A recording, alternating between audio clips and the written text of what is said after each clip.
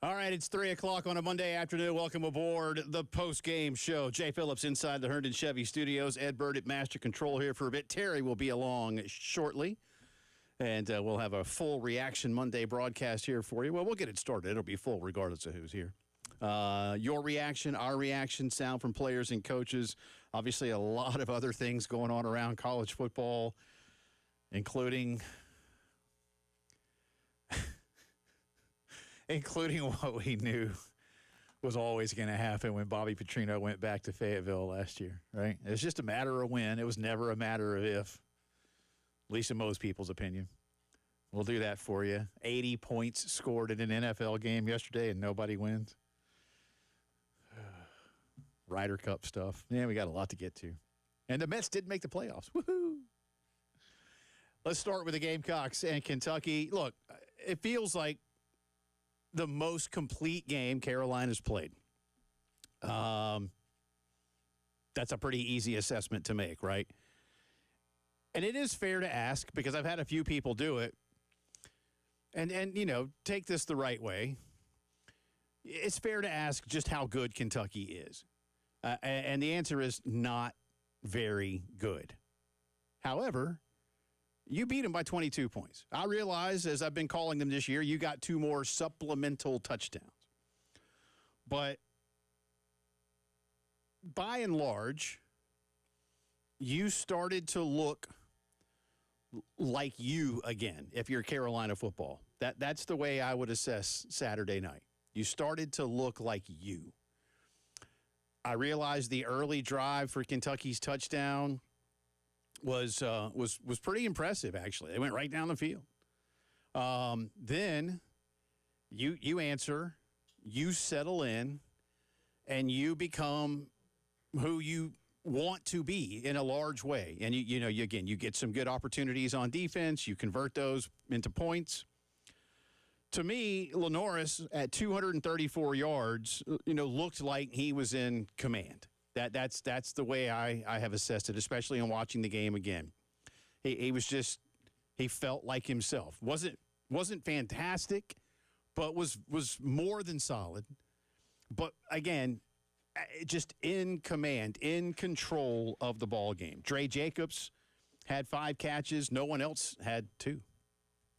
That's kind of interesting. Does that matter? Probably not. You'll find a way to. A lot of guys had a catch, so that's good. Offensive line was excellent in pass protection. Still some struggles in the run game, but Carolina did average 3.7 yards per rush, which is more than night and day better from what you couldn't do at Missouri the previous week. Only 5 penalties in this game, so you cleaned up a lot in terms of just the simple mistakes that you can't afford to make and the ones that certainly add up over time. Again, the defense started, I don't want to say poorly. It was one drive, so it is like it was over and over and over, and it was 21-0 or something before you finally got your defense going. But they adjusted, and they were dominant. And honestly, by the time they got, because Kentucky scored 10 points in the first quarter. And the only other points Kentucky got all night was after Carolina missed the fake punt play by, an inch? And went 10, 12, 15 yards, whatever it was, and kicked a field goal. Other than that, they didn't do anything. And God bless, they looked scared at times. I'm serious. They were like, we don't know what the hell's going on. We don't know what to do. So I thought the Carolina defense ultimately became just absolutely fantastic. Stewart and Thomas are really becoming a nice tandem off the edge. That can only bode well as you get ready to play Garrett Nussmeier, Ty Simpson, more than likely John Mateer, who I think will probably be back for that Carolina game. By the way, Simpson was really good against Georgia. So you're getting healthy. Judge Collier was back. You feel good about where you are defensively. Shane made mention in post-game special teams, not so much. Kicked the ball out of bounds, had a dumb penalty in terms of doing the, don't catch it signal. I think he wondered why Bakari Swain maybe didn't return a ball after the one that went like 60 yards. It's like, man, that's returnable. We had something set up there. So, you're able to have special teams make some, again, mistakes that they know how to correct. And Shane, you could tell, too, was visibly disappointed. I think they all believed, and I get it. When you see it again, that fake punt was supposed to be a touchdown. You can tell. It's just, you just need a little something more there. But he basically felt like that was supposed to be a touchdown. But look, you feel good after this one because you won the game. You won it comfortably. And once you settled in, you were dominant against a team, like I said, that's not very good, but that's okay. Don't let them hang around. And you didn't. Now you get a week to work on you. You get a few days to heal up. You get a few days to, maybe go see mom and get some home cooking. And then you get ready for a trip to LSU, which, by the way, is going to be a night game. We don't know what time yet, 7:30, or 7:45, but it will be a night game in Baton Rouge, which, as David Cloninger said, of course it is, because it's South Carolina going to Baton Rouge, so why not? Mm-hmm. But they like night games. But when you win like that, Terry, it doesn't matter who you played, but the things that we talked about, the feeling better for who you, Carolina football, who you are, and what you need to do, I felt by and large they did those things on Saturday. Quick question. Did you win? Yeah. Okay. When you walk off the field and you win, how you feel? You feel good. Do you go, wow, we won, but they suck? Or do you just feel good? Your first feeling is you feel good that you eventually imposed your will on an opponent that wasn't as good as you. Right. Well, you and I have had this conversation for, it feels like 40 years now. Winning a game instills confidence. Winning a game makes you feel good. You can get to the rest of it later, but you feel good. Right now, if you're South Carolina, you feel good because you know what Lenore Sellers did on Saturday? He played football. He didn't play quarterback. He played football. I think there's a distinct difference in Lenore Sellers playing quarterback and playing football. He can play quarterback fine. You know what, though? When he's playing football, he's special, right? So that was a good thing. You saw, that was probably the most comfortable Lenore Sellers looked all year playing football. The stats won't bear it out. But he by the way, I have a new stat. It's called the Sellers effect. Okay. Lenore Sellers in some way, shape, or form accounted for 74% of the yards on Saturday. Yeah, 234 total Now, yards. you can say that's good, bad, whatever. You know what it is? It's who you are. That guy needs to have the ball in his hands to affect the game to make your offense cook, right? And it still wasn't perfect. They scored 21, your favorite new phrase on touchdowns. Supplemental touchdowns. But your offense, the guy that needs the ball in his hands did things with it with the ball in his hands. And that's a positive to move forward. Right. The running game after Lenore Sellers still needs work. Mm-hmm. You averaged under 3 yards a carry between your backs. But you walked off the field imposing your will on a team you need to impose your will on. You were good on defense. Everybody want to hear another cool stat? First two series for Kentucky, 17 plays, 141 yards. All right. You want to hear the rest? 45 plays, 101 yards. Yeah. Kentucky averaged 2.2 yards a play after the first 2 drives. Now, I don't care who you play. I don't care if Jay Phillips and Terry Ford are playing quarterback. That's pretty good defense. Yeah, they figured something out. And what did Kentucky do? And I'll be curious, too, as to how others might use what Kentucky's early success looked like against South Carolina. Sure. But whatever it was, Clayton figured it out. I mean, whether they just started run blitzing more, whether they changed formation to go 5 on the defensive line, whether they just did some whatever they did defensively to adjust to what Kentucky was doing. We were joking in the press box. Every time Cutter Boley drops back to pass, he's doing South Carolina a favor. God love him. He was overwhelmed, and to South Carolina's credit, they took advantage of being overwhelming and made him more overwhelmed with the pressure. They looked. I'm telling you, I thought scared is too strong, but I use that to be, what we do. It was sort of like the deer in the headlights. Yeah, they had no answers. No, they didn't. Once you got past that second series and South Carolina made some tweaks and Cutter Boley had to actually drop back and to pass to affect the game, South Carolina's defense made his life miserable for 3.5 hours. So there's some good stuff here, Jay, but do other things have to get better? Yes, absolutely. But I get back to this. You had to win that game, man. Yeah. And I said this to you, I don't care if it's 2-0. You had to walk off that field with a win as you move forward. Now, you got to win. You did some things you like. Like you said, the run blocking still got to get better. It's still not to an acceptable level because, once again, your quarterback, by the way, he broke 6 tackles. That's more than everybody else combined. And I forget, when was it? Was it third quarter he had that one? Oh, the ridiculous one? Yeah. In the press box, we're laughing out loud. Beamer was smiling on the sidelines after that one. Come on, man. He's ridiculous. Yeah. It's like it's a Gumby thing, right? And he's, 240 pounds? Yeah. So your quarterback got back to doing the things that make him special. And by the way, he was really good throwing it. Didn't throw it that much. He was 11 to 14. Only took one deep shot the whole game because Kentucky tries to take that away from you. So he took what Kentucky gave him. We talked about yak yards. Jacobs' catch and run for 56 yards was nice. Jacobs is becoming a go-to guy. You get Jacobs going, and if Harbor and Rowe can also help out there, all of a sudden you got some options. So there are good things that come out of this, Jay. But no one's saying it's all fixed. But walking off that field with a convincing win beats the hell out of walking off that field without a convincing win. The more convincing the win, the better they are going to feel about themselves right now. And up to what point we'll see as they prepare for LSU next week. Again, what this week looks like. No Shane Beamer press conference tomorrow, by the way, because there is no game this weekend. So Ryan will be here, but we'll get some bits and pieces from what the team is doing. And he will have a coach's show this weekend. Yeah, the Carolina calls this Thursday. Yeah. And Shane will be part of the SEC teleconference on Wednesday because that's a mandated thing. Mm-hmm. But anyway, solid win. Want to hear from you guys. 803-404-6100 to be a part of the program on the AAA phone lines, Firehouse Subs text line, 803-404-6100. You can hit us on Twitter as well. Again, a lot more going on around the Southeastern Conference. Another win for Alabama over Kirby. Still, man, Kirby, gotta love him. Gotta kick that field goal, man. And they got some big third down stops, but not enough of them. But you got to kick that field goal, I think. Yeah, I just think, okay, you came back from, you got kicked in the first half by Alabama, but then all of a sudden, if you kick that field goal, it's a tie game. It resets everything Bama has to do, and I just think what you do? You started getting Bama's head a little bit. Yeah, I think you came back and tied it. You almost gave them a gift there. Yeah, but anyway, we'll get into that one for you.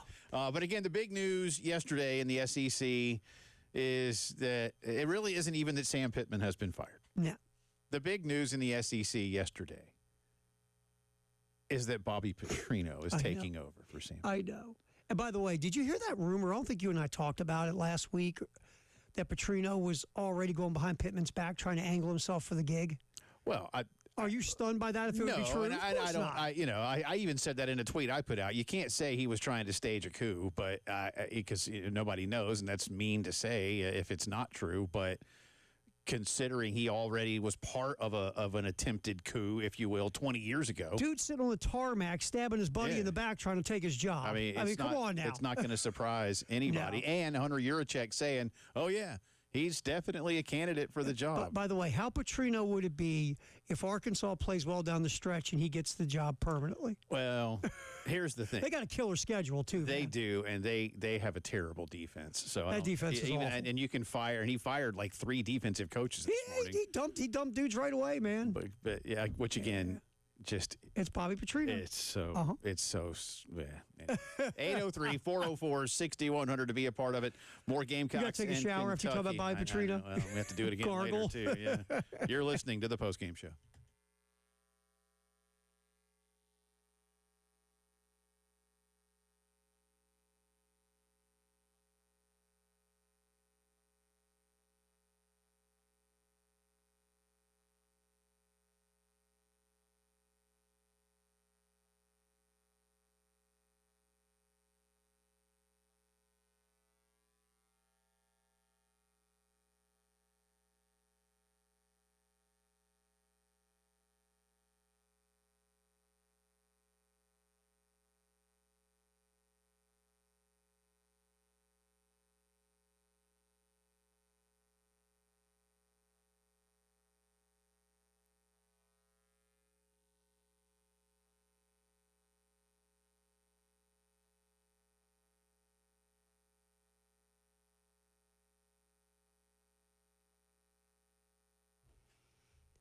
Look, we're guys. We get older. Things don't go as well as they used to. Wow, I should have dunked a basketball. Now I can't touch the net. These things happen. I used to be able to bench 200. Now I'm pushing the bar. I can't remember where my keys are. I can't remember where my house is. I don't sleep for crap anymore. I can't recover from exercise. I got no drive in life. Pick a room. I suck in all of them now. It could just be low testosterone. Call 803-875-MENS. Ring up the Men's Clinic of South Carolina. Set up an appointment. It's a free consultation with Dr. Dan and the crew. Tell them your story. It might be low T. If they think it could be, they'll do lab work. If it comes back low testosterone, they will put you on a program specifically designed for you to get you back to feeling like you again. 803-875-MENS. Men's Clinic of South Carolina. Make the call. Start feeling like you again. Men's Clinic will help you out.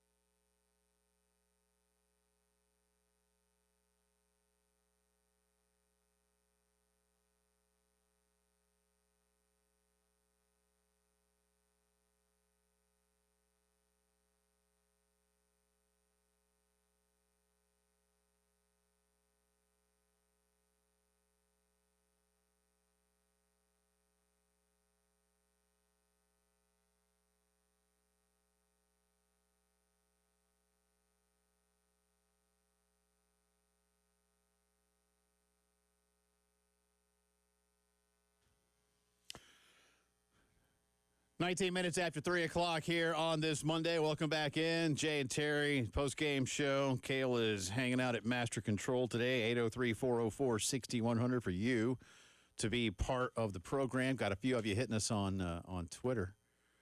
This guy's handle is Creature Garvin. Says, I still can't find no joy. Oh, come on, man. Find some joy. You won. You won. Winning is good. And you won by 22 points. Had a pick six, had a fumble recovery. Lenoris looked good. Rasul Faison scored 2 touchdowns. It's a good game. It's a good game. I know it's hard sometimes. Trust me, I've been around here a long time. I get it. Let's see. Jason says, it was a close game without the defensive touchdowns. I'll give them credit for an improved run game, although it was mostly Sellers. Mm-hmm. If that trend continues, he probably won't make it the rest of the season without injury due to the upcoming schedule. Hopefully, we can return some offensive linemen and build on the run game and improve the protection.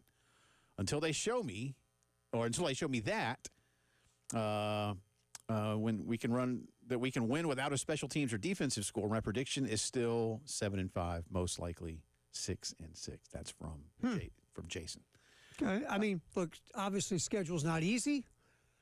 You look at it, and it's like, whew, got a lot of ranked teams.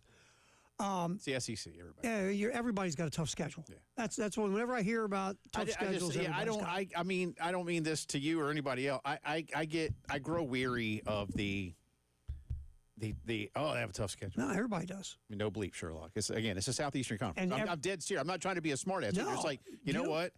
If that's what you're afraid of, no, you can't be. Then go to Sunbelt. Yeah, you can leave. That's the reality. I've gotten over that. I'm not again, feel how you feel, but I personally have just grown weary of hearing, it's a hard schedule. And here's the other part of it. Look, yeah, you're sitting at 3-2, and even the 3 wins don't make you feel tingly because, I mean, the most dominant win you had is the one you just completed, right? Against Correct. Kentucky. And Kentucky, look, I'm not trying to be mean. They're terrible. They're not very good. You can tell they're just bad. not very good. You know, the more I started digging into Kentucky for the pregame show on Saturday, not so much the Ole Miss game, because Ole Miss is good, man.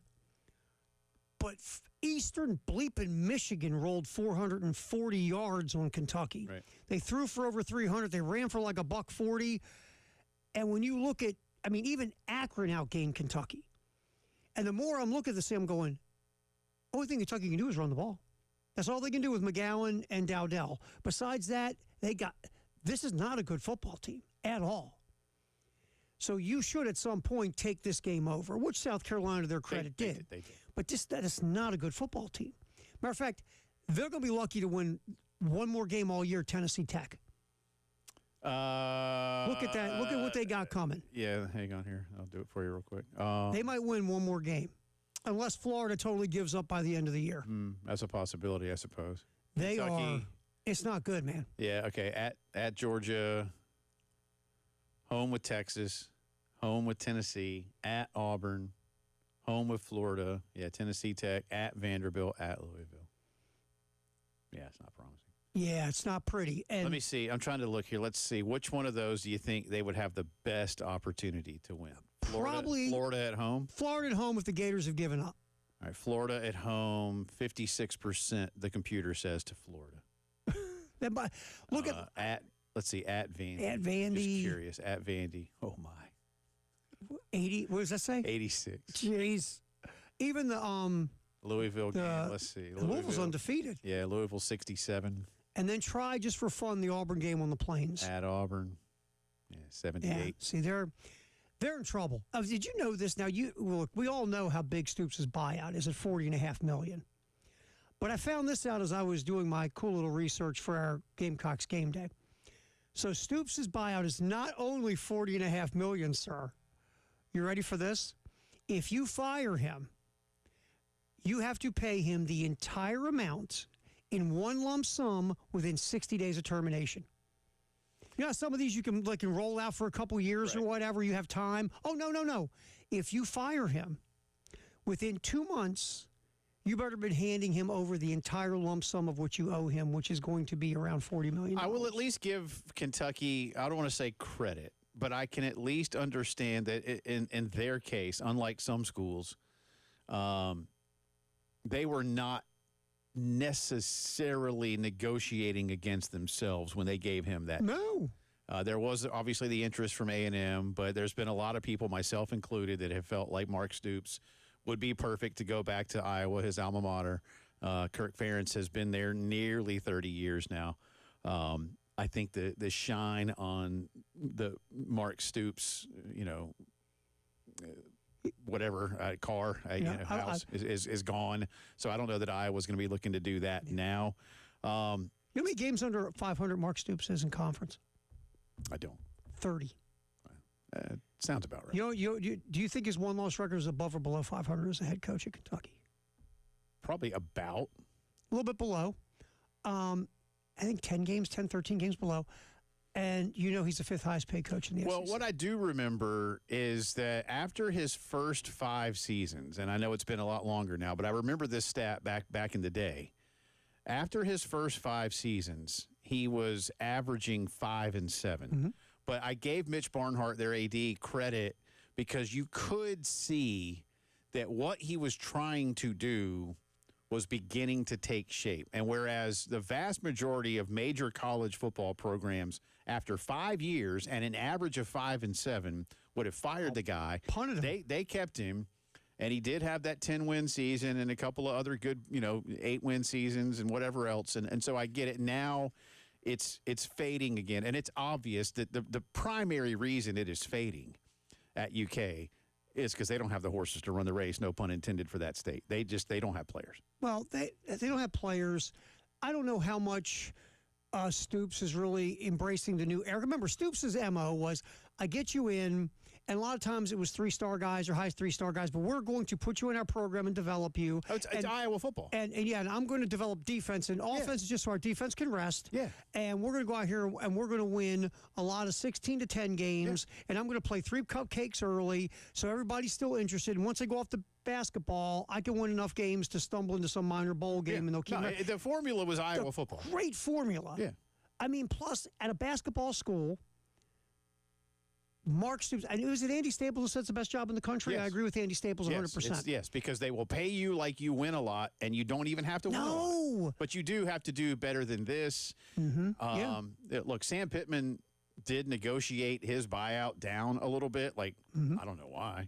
Yeah. Quite honestly, I probably wouldn't have. I don't know if Stoops is that kind of guy. You can always go back and do some things. Maybe he's just getting – but I got a hunch that Mark Stoops would be like, if you want to fire me, you're going to fire me. And you're going to give me $40 million. Yeah. Now, I don't know at what point, at the end of the season, the buyout drops. They all drop, it seems like, from, a certain date. Mm-hmm. But you can only wait so many days. Yeah, it's or so many weeks. Yeah, this thing's insane. So, and we had a couple of Kentucky fans come over to us on Saturday while we were doing the show, and in a break, I asked them, I said, so what percentage of the fan base did he lose when this whole A&M thing went on? And guys said about 30-40%. So but you can gain them all back if you win. If you win, but problem is, ever since the A&M thing, you've won what, 6 games, right? And again, they don't have the talent. They just don't have talent. And you know what? He's never really valued offense anyway. Look at the quarterbacks they've had in the Stoops era. Besides Will Levis, who went in the second round because he ate mayonnaise or whatever he did. Name me all the. I mean, Lynn Bowden kind of was like a real weird kind of, we're going to put you a quarterback so we have nobody else kind of guy.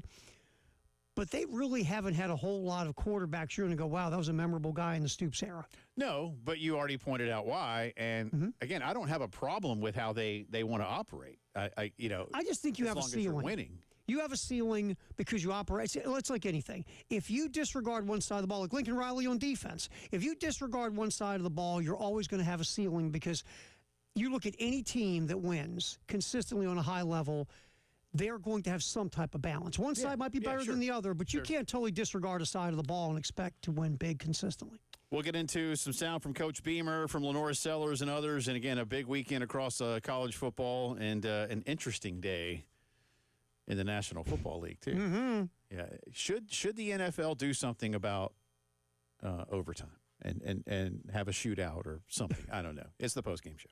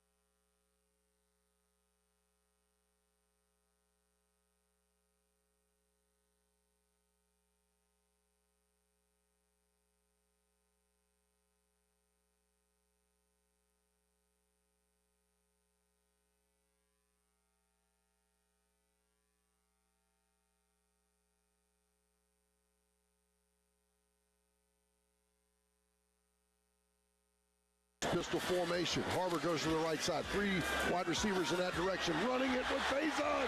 5. Touchdown, Carolina. Touchdown, Rasul Faison. A 12-yard touchdown run. That opened it up, Tommy. The first time tonight, a real crease for the running back transfer, and he paid off. Rasul Faison gets Carolina scoring, going about 5 or 6 minutes left in the first quarter. That tied things up after Kentucky had gone down and scored to open the ball game. Kentucky would get a field goal in the first quarter as well. And then that was about it for them. Again, the only other points UK would get all night was after Carolina got about 10.9 of the 11 necessary yards on the fake punt play. I mean, yeah. Just that much. Welcome back in. Jay and Terry with you. Kale is at Master Control here today as we react to Carolina's 35-13 victory over Kentucky. First conference win of the season. Gamecocks go to 3-2 overall. They are off this weekend. They will be in Baton Rouge next weekend in a really difficult stretch of ball games beginning. Alabama and Oklahoma will be coming to Columbia. Gamecocks head out to A&M. And then, Terry, that's it. That's done. That's conference play. It's just like that. So that's a wrap. There's one more off week before A&M? Yeah, there's an off week, and then they finish up their last 3 after the off week. Alabama looked really good at the end of the day. That's all I'm going to say. I'm not saying Alabama's going to come here and win. I'm just saying Alabama looked really good. I mean, Ty Simpson, after that rough first game, has been really good. Remember, I say after that rough first game, he played well. His numbers in Tallahassee, his numbers were good. But they couldn't run for jack squat. They couldn't run. I thought he left some stuff out there, and he had some issues, but his numbers weren't bad. I thought he was. Let's put it this way: he was not their problem. Oh no! The problem was they couldn't run the ball, and they got smacked in the face at the line of scrimmage on both sides of the ball. And FSU could. But after that game, they look good. He almost didn't throw an incompletion for 2 weeks. They look good. And then that first half against Georgia. Yep. Now the second half, Georgia shut them down. They did. But Alabama went in there and got Kalen DeBoer. That Alabama didn't score in the second half and still won the football game. How about Georgia running for over 200 and some yards and almost 9 yards a carry and lost the football game, Jay? Third downs, one big drop. Again, I still think Kirby wants that opportunity to kick again, or at least call a timeout and set the play up. If you want to go for it down there, I don't really have a problem with it because the way your defense was playing, if you leave Alabama down low, that's fine. I thought the whole thing was a little convoluted. You know the thing about that, to your point, Georgia typically doesn't go fast. No. That's not their MO, right? Never has been, really. So at that point, going fast is really against what you do. Yeah, I think you could tell, and I forget the kid that carried the ball, but everybody was just it was too fast. Yeah. I know that's a weird, but you that's not when it's not who you are. Again, I get the idea. Sure, me too. But, let's get back into some sound from Coach Beamer. Number 9, please, Kale, on today's list. Here is Shane on what he saw from his defense after, as I mentioned a second ago, Kentucky got 10 first quarter points. A great job. I was, certainly disappointed. Give Kentucky credit. I mean, they're on the road. They won the toss. They took the ball and they rammed it down our throats on the first drive, which was disappointing to see. And that was, the first 2 drives. Just to be frank, I thought they, just first glance felt like they out-physicaled us at times and kind of pushed us around a little bit, which was disappointing. But we did a better job of rallying to the ball. We did a better job of getting off blocks. And then I thought Clayton White and Mike Shula tonight offensively, but I thought Clayton White really, we tried some different personnel packages. We were getting some bigger people on the field to try and stop the run, and then really wanted to be aggressive. He called a couple pressures where we were bringing 6 people into some runs that were really good calls at the time and got them behind the chains and forced that quarterback to have to throw the ball some, which we wanted him to do. Yeah, I mean, just whatever, and he mentioned the adjustments there and worked to absolute perfection. Mm-hmm. How much Kentucky could have sustained through the course of the ball game, I don't know. Based on what we've seen, probably not a lot, but South Carolina really locked it down. And like I say, I felt, Terry, by the third quarter into the fourth quarter, I'm being hyperbolic to make a point, but Kentucky was just, we don't know what to do. They had no answers for anything. if you're Cutter Bowley and they send the pass play in, don't you just call a timeout, walk over, and go, "Why are you doing this to me?" Well, and they what are you doing this to me for? I didn't notice it the first time, but they showed when I was watching the game again, Calzada coming over to him, and I forget at what point in the game it was out of hand by then. And just kind of like, yeah, hang in there, sport, you know. And I called him sport too. I don't know. Hey, Chumley, you know what Calzada probably said? Thank God that's you and not me out there, dude. But I just, there's probably a sense, God bless him, of we know we just can't hang. No. That's probably a lot of what it was. It was like, hey, we're out here doing what we can do, man. Hell, Clayton got 3 pressures in the fourth quarter. I mean, they were. I mean, Dylan Stewart, that might have been the most impactful game Dylan Stewart's had this year so far. And and that's why I mentioned in my open. I think he and Thomas now are beginning to really form. I realize they would obviously don't play next to one another, but in terms like that, the one where Thomas got the sack, but Dylan was creating the pressure, and he comes all the way around and behind and just gobbles him up. The more of that you can find, the happier that people are going to be. But I thought, I believe they're finding that rhythm of who they want to be and how they can be disruptive. And maybe it's taken them a little longer than they wanted it to for whatever reasons this season. Again, last week against Missouri, we talked about it. They had some stops. The problem was, you let too many big ones get by you, and you couldn't do anything on the other side. Right. I mean, look, Kentucky's tackles gave up, I think, 9 of the 15 pressures they've given up this year. So their pass protection on the edges was a thing. That was a problem. South Carolina attacked it. You think about it. Stewart had a good game. Thomas, Desu got in there and put some pressure. Obviously, Gear he was involved in the scoop and score. The edge players for South Carolina caused trouble all night for Kentucky in the pass rush. Yeah. They really came after them. It kind of reminds you of last year, didn't it? It really did. And one more, please, Cale. Not for now, at least one more. Number 13. Not only did the defense just stop Kentucky, but, again, supplemental touchdowns have become a big part of what Carolina does. We gave GK Gerald a game ball, and I told him, look, he was a quarterback in high school, and he was a quarterback to start his career at Tennessee Tech. So you saw his running skills afterwards, and great job. I mean, and I think we didn't have a turnover again tonight ourselves on offense, right? Yeah, we didn't turn the ball over. Huge. And then to get them on defense like we did, that was huge. But, to win the turnover battle, we talked about it. Clayton talked about it to the defense last night, David. Like, don't just win the turnover battle. We want to dominate this thing. And there's an old saying with turnovers when they come in bunches. And that was we had to stop the run first. I mean, that running back, Seth, like I said, he and I were at Oklahoma together. A ton of respect for the way he runs the ball. Went for 112 tonight. He's a load, and he's hard to tackle. And with this freshman quarterback that they had, a redshirt freshman quarterback, he's a good player, but we had to make him uncomfortable. Our defense and our crowd, and the only way you can do that is to stop the run. And then when we were able to force them in some passing situations, our guys were certainly opportunistic. Good stuff there from Shane. Again, Brian Thomas and Dylan Stewart, like we said, beginning to form a nice tandem as the edge guys. Brian Thomas, co-defensive player of the week in the SEC, 7 tackles, including 5 solo tackles, 2 sacks, and 2 tackles for loss for big number 46.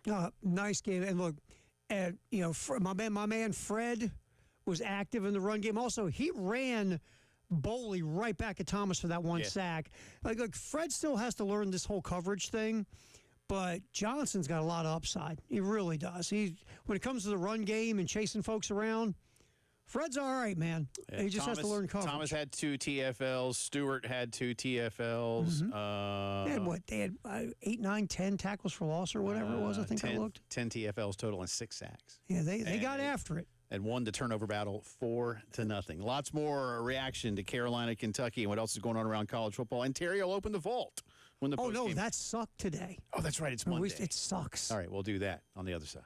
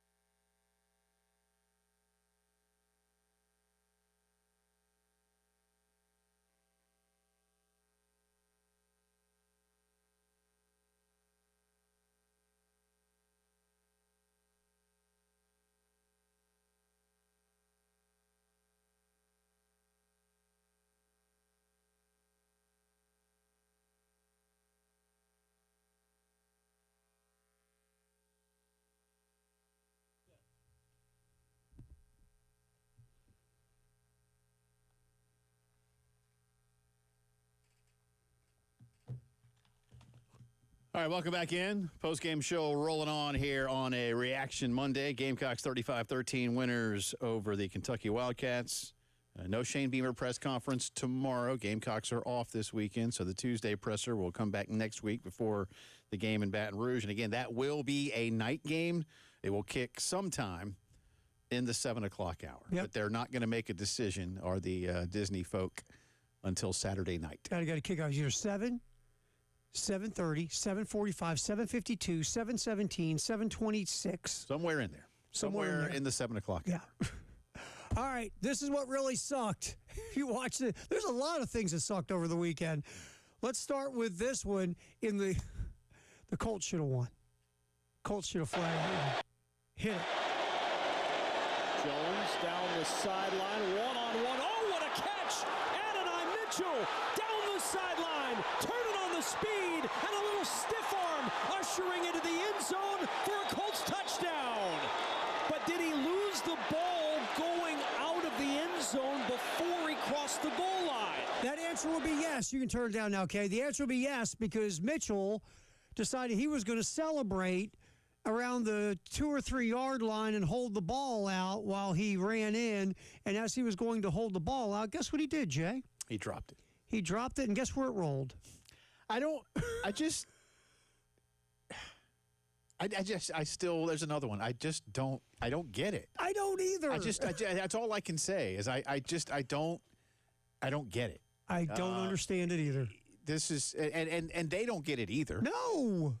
But they still do it. They do it. It'll happen again at some point in college or pro or some high school kid. You know what else Mitchell did? Compound it. Jonathan Taylor runs for a big play, explosive play, runs for a touchdown. I believe it was in the fourth quarter. I believe it would have put the Colts ahead. But there was a holding call that brought it back. Guess who held? So that really sucked a couple times for our boy A.D. Mitchell for the Indianapolis Colts. You got one that sucked. You want to go ahead? Well, I don't. I think the crowd at Bethpage Black on Saturday. I want to be really kind. That's about as embarrassing as I've ever seen a crowd act at a sporting event. And Rory McIlroy is a good dude. Okay, I get that it's patriotism right now and country and whatever. But we can't do that. And if you don't know or you haven't heard it, it is not hard to look it up. And it was not, for those of you, and the microphone, I mean, you couldn't hide it. I went back after I talked to you today. I went back and watched the mics couldn't mask it. You had to turn them off. Yeah. And that's all. I'm not even gonna try to repeat it. It's just, again, many of you probably already know. And I've seen, look, very few, and I wouldn't say this is a defense as much as just trying to put some reason behind it. Well, they're a bunch of drunk New Yorkers. Stop it. That doesn't work. You can be drunk and be from wherever. You don't do that. Yeah. And repeatedly. And there were yelling during backswings, and I understand that golf has wanted to turn the Ryder Cup into something that's a little bit different. And it's worked. The Ryder Cup is a wonderful event. That's why I look so forward to it. I told you guys the other day, I would pay more attention to the Ryder Cup on Sunday afternoon than any kind of red zone. I get red zone 18 weeks a year. I get the Ryder Cup one weekend every 2 years. I'm going to pay attention to that because I think it's a wonderful spectacle. But I was embarrassed for Americans as an American. That's a poor reflection on our nation. And some people can say, "Oh, Jay, don't go." I'm not the only one doing it. Yeah, Tom Watson apologized today. The legend that is Tom Watson, amongst many other golfers, have done this. America almost made it back yesterday after a really poor display of golf on Friday and Saturday, but we can't do. When you have the MC of the event chanting along with the crowd. Some two-bit comedian. Why do you hire this person to be the MC of a Ryder Cup anyway? But yeah, it went way over what it needs to be. Way too much. Yep. Way too much. All right, that's what sucked. Yep, hour 2 coming up.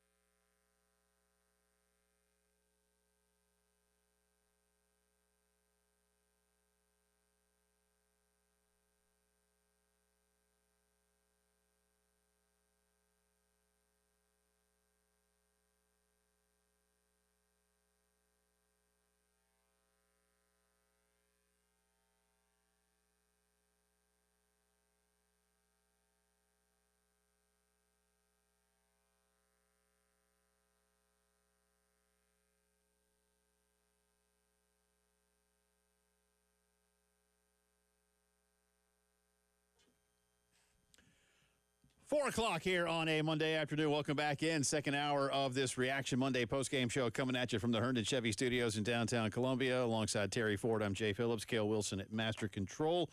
More sound from Shane Beamer coming up in a bit. Lenore's had a few things to say after the ball game as well. I will freely admit I fell asleep before an extra 15 minutes of overtime was played last night. What? What? You know, sorry. I had a long weekend, man. But 80 points and no winner. I think the NFL probably does. Like I've said, my fix for overtime, you play 10 minutes of football, period. Forget all these stupid gimmicks with unless you do so and so. Just play 10 minutes of football. You know, everybody gets a timeout and you go and flip a coin, see who gets the ball, whatever. Play 10 minutes. At that point, I would do what college has done and go to the 2-point tries. The 2-point tries? Yeah, I mean, because people, I look. There was I think the Dan Patrick boys were talking about maybe like 60-yard field goals. I think kickers already get enough grief, and this isn't soccer or hockey with shootouts, so I don't think you need to do that to your kicker. And what would be funny is if you did what soccer does or what hockey does, and you have a rotation. So if you had like your 300-pound lineman having to go kick a field goal, that would be how much fun would that be? But again, that would be even too gimmicky for the NFL. Just do what college has done. If after 10 minutes of overtime football, you are still tied, then go to 2-point tries. I think first of all, I don't disagree with what you say about just playing a full 10 minutes and play it like a regular game, but I go back to 15. I'm sorry. To play 15-minute quarters and then all of a sudden go to 10 minutes and then give me this, it's about player safety stop because you play Thursday night. Well, they can night. play. I don't care. Play 15. But my point is, play the whole game. thing. That's what I mean. And I got no problem with that, where it's not sudden death or this team scores. I don't want sudden death or I don't want gimmicks. Just play 15 minutes and whoever wins, wins. I don't like the 10-minute. If you play 4 15-minute quarters, now you're playing a 10-minute quarter for your overtime is stupid to me. That's fine. Again, look, basketball plays 5 extra minutes. And then if it's still tied, you play 5 and you keep playing. But the point is, like I've said, in basketball, it's not we'll play 5 minutes unless somebody hits a 30-foot three-pointer. And I get overtime in basketball. You can't play 20 minutes like you do in college. Baseball is you play an inning. You don't. But it's an inning unless somebody hits a 500-foot home run. Right, and football at least has gone to where both teams can have the ball because that was massively asinine. That if we get the ball and we go score, the game's over. Yeah, that's stupid. It was, and again, then it just became half the time like whoever won the toss. Yeah, no, you've got to play the game. And I don't care what the time limit is. You play however many you want. But at that point, you're not going to play 15 more minutes because, again, the game is grueling. Right. And that's why soccer goes to shootouts. And that's why hockey, at least in the regular season, has a shootout. Now, obviously, how some of those dudes do it in hockey when they go to, like, the third overtime period in the playoffs, my Lord. I mean, I don't know how they feel their legs the next morning, but they... Well, they don't. I know. But so it's soccer after 2 hours, and you've all run 10 or 12 miles. Yep. All right, time for a shootout. It's not the most thrilling way for certain championships to be settled. Right. But football could do it. It's just didn't go to the 2-pointer. Or like baseball, jogging back and forth to the dugout to the field. Right. But yeah. Even baseball's got a gimmick now. They don't now. In the playoffs, they don't. But again, why don't have a different set of overtime for the regular season and the play? I say that, again, hockey does. But I'm not a fan of the runner on second. No, I don't like it at all. I don't like it. I don't like it. It's a gimmick. Like it. It's and I get it. It's designed to speed the game along if it already has been long and is going into extras. So but I just don't like it. That I understand why you're doing it doesn't mean I have to accept or like it. Going back to your point, I got no problem if you play a full overtime period, and if you want to not have ties, then you go to what you're talking about to get it over. Go to a 2-point. I mean, you don't need to do the 25-yard thing, the 25-yard line. And now college has got the 25, and then you can kick a PAT if you score a touchdown. But then on the second one, you got to go for two. You're making my head hurt. And then by the third one, then it's just 2-pointers over and over and over. Just do that. You're making my head hurt. Just do that. But anyway, so there's a tie last night, and Micah Parsons graded out with like a 95. But doesn't it feel like that was a win for the Cowboys and a loss for the Packers, even though it was a tie? I guess. I just feel like if you're Dallas, Green Bay was going to come in there and curb stomp. I mean, the Packers were 6.5-point favorites in your building. Yeah, so I mean, that's a thing. And you're down 13-0 before they set up to kick the extra point, and it looks like they're going to score 100 on you. Yeah. And you come back and tie it, and you end up 40-40. I almost feel like and remember, Green Bay has the ball deep in your territory. They almost screwed it up, and they have to kick a field goal to tie you. I almost feel like Dallas walks out of there with their chest puffed a little bit, and Green Bay goes, seriously? Yeah. We blew a double-digit lead. We could not get the Cowboys off the field. What was it? I forget how many straight drives Dallas scored on. I just feel like if you're Green Bay, you go, okay, we escaped with a tie almost. We should have won this football game. Yeah, well, yeah, you can certainly feel that way. And it's not apples to apples, but it's kind of like, because I do, as everybody knows, well, not everybody, but I watch a lot of European, especially English soccer. And then draws are common in the but if you go down and then you draw late to you were losing, that feels like a win. Right. But right. The opposite is true. Absolutely. So I see where you're coming from, and that one team, even in a tie, can feel like it was better for them. The interesting thing, it will be so much later on in the season because of how that affects winning percentage. Sure, absolutely. And so it could be that somebody else goes, hey, that was good for us. Right. It won't be one of those two teams. You know what kills me about it, too? This just shows you where these two franchises are at. The Packers, they were, like, annoyed that this thing was a tie, right? The Cowboys are almost puffing their chest like, see? Oh, yeah. Like they took it like, hey, we showed you we didn't need Micah Parsons. Or Jerry Jones is like, I mean, you thought they won the game the way Jerry was after the game. And just they're like. He had to. Yeah, I mean, it's just one of those things where it's like, that shows you where these two franchises are at, though. Because the one that has championship aspirations is annoyed. The one that truly just cares about winning the public, the PR, goes like this. Yeah. How about that, baby? Yeah. Well, look at us. Way to go, Jared. But anyway, 40-40. My Broncos play tonight. Do we have that game tonight? Yeah, we do. We have it here. We'll carry that. Denver's like is it an 8-point favorite? Yeah, well. Yeah, 7.5. I think Joe Burrow's going to play.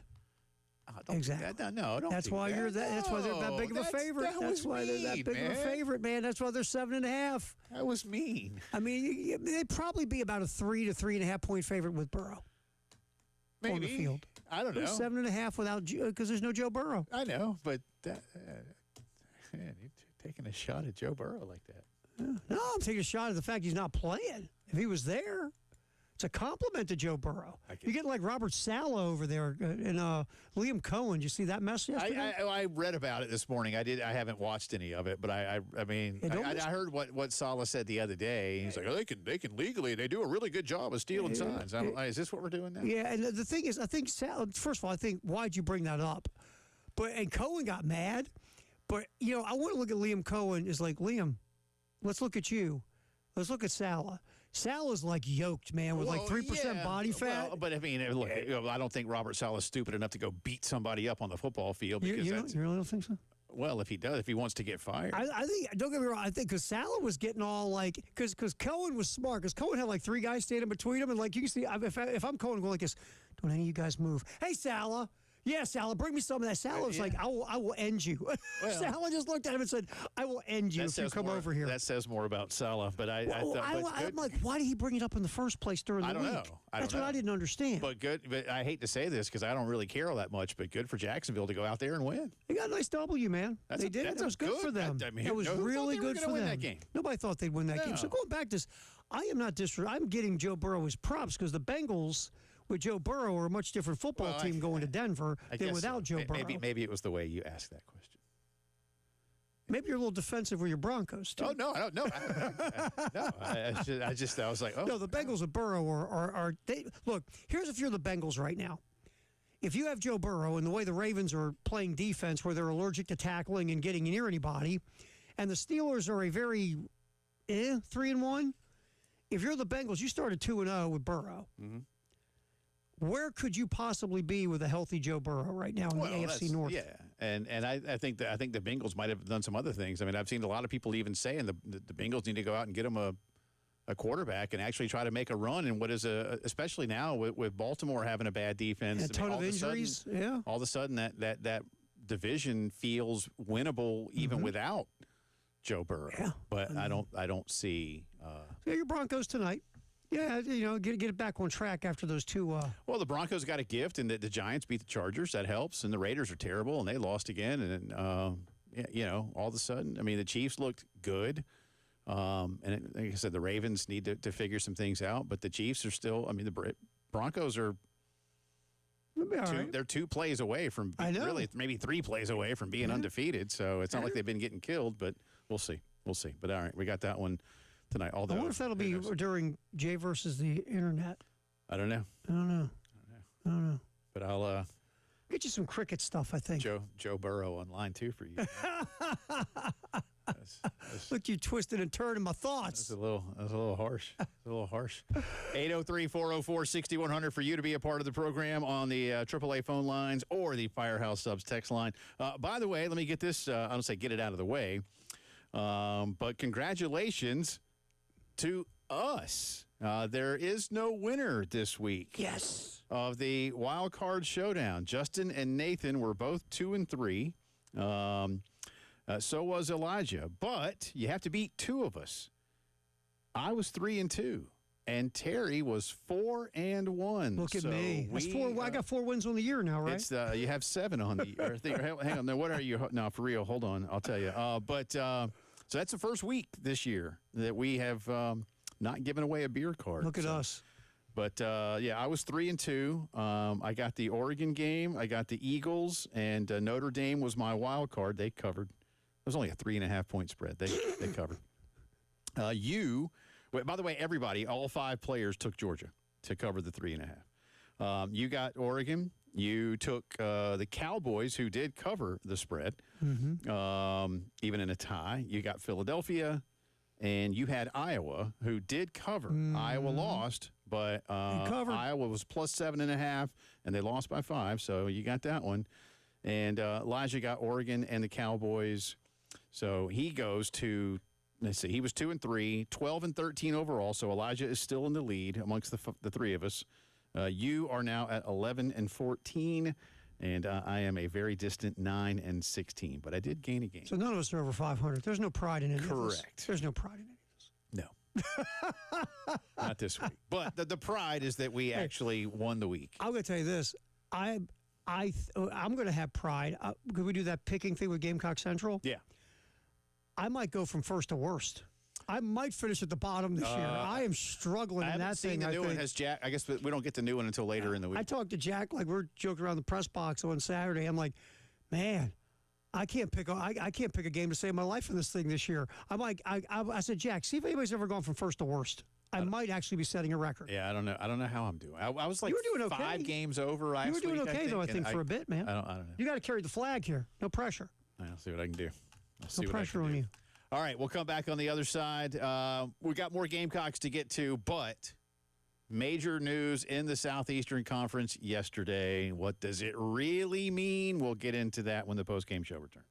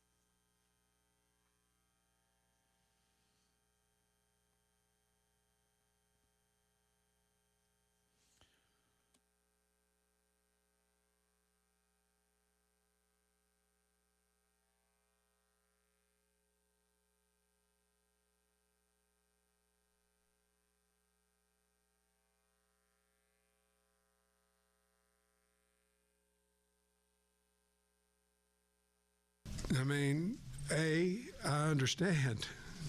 I mean, I get it. If I was a fan, I'd be mad at me too. You know, I'd be frustrated as hell with me.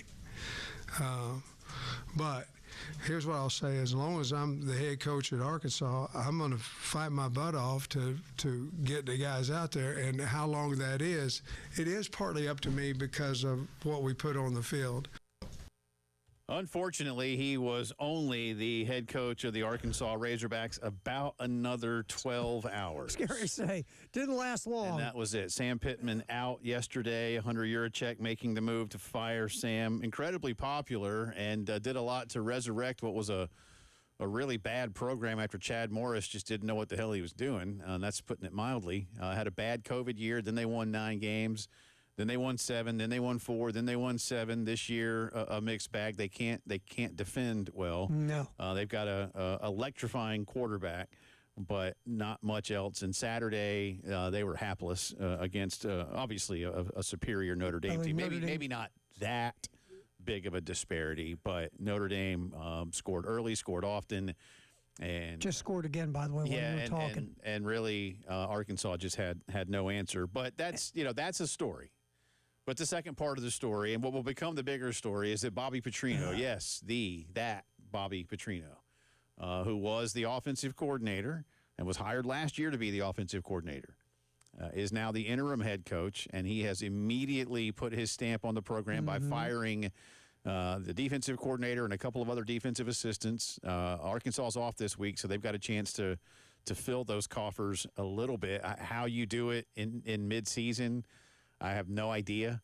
Hunter Yurachek, again, the AD of Arkansas, saying that Bobby Petrino is absolutely a candidate for the job. Obviously, he's not giving us a list of others. There are a lot of people out that way who would like to see Rhett Lashley become the head coach. Man. Yeah, he was a quarterback over there, 20-something years ago, and is doing very good things with SMU. I could see it, and again, SMU, despite all the money they may have, will have limitations. But Arkansas, it's a tough gig. You're in a weird spot, but they can be good, and they've got a lot of things at their disposal. You know what's interesting? I was reading about because I forget the guy in The Athletic. Whenever one of these gigs opens up, he puts in how attractive the job is, and he grades it, and he had them like at a B, and he said went down the road of Fayetteville, Arkansas is because again, the state of Arkansas doesn't have a ton of high-level college football talent. No, you'll have to go. You got to go to Texas. Yeah. You're in a weird spot like where you are as a university in that state, and so that's a tough part of the recruiting. In theory, you should be printing money because of the Walmarts and stuff like that, the Waltons. But the one thing, and the AD did say this recently. Look, we're a lot closer to winning championships in other sports than we are football. Again, baseball's a big thing, obviously. You just hired John Calipari to win big at basketball. And you got to give him money. He's not showing up. You don't promise him we're going to give you resources, right? But if he just wants to turn it into his NBA academy, like he did at Kentucky. I mean, there are other sports there. They'll get tired of that. Oh, absolutely. They got tired of it at Kentucky. There are other sports there that they value besides football. They're awesome at track. Yep. I mean, their gymnastics is a thing too, isn't it? So basically, it isn't going to be let's just take all of our money and throw it at football, and then the Learfield Cup thing, they always rank in the top 20. They're good. So that's the thing. It's like, okay, rev share, how much are you going to spend on football? The collective thing that's still out there, what are you going to put toward football? That's also kind of an underlying issue here, but those people love that team. They love that football program. When Sam Pittman took over, Arkansas, again, was bad, but Texas and Oklahoma weren't in the Southeastern Conference. Eli Drinkwitz had just gotten to Missouri.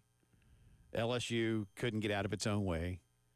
Tennessee was trying to figure things out. I'm talking about a bunch of border schools here, Missouri, Tennessee, Louisiana. Again, your other two border states, Texas and Oklahoma, those schools weren't here yet. A&M is A&M. They're 8-4 every year, so whatever. It felt like a different kind of path. And now all of a sudden, Arkansas, and when I say literally, again, using those things I just told everybody, you are now literally surrounded by a lot better football. Yeah. Eli is winning. Josh Heupel is winning. I know LSU got beat the other day, but LSU is strong. Texas was in the playoff. Oklahoma is undefeated, and Oklahoma's going to be fine.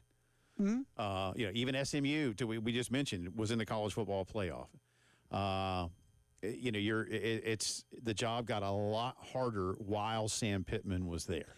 Yeah, and even Sam said that their NIL game, which again, it surprised you with all the money that is in, but their NIL game was nowhere near. They were losing players. They lost a whole recruiting class to NIL in the transfer portal. Well, they can figure those things out, and I don't know who the next guy is going to be. Look, I would not, and I know most of us, I say most of us around the country, forget about just like in this business. I think fans feel the same way. Bobby Petrino, again, horrible human being, really good football coach for a while. Right now, I'm not so sure. He does have now here's the thing. This year's numbers are skewed because they had a couple of blowout wins against bad football teams. Right. And they did score a lot of points against Mississippi. I'll give them that.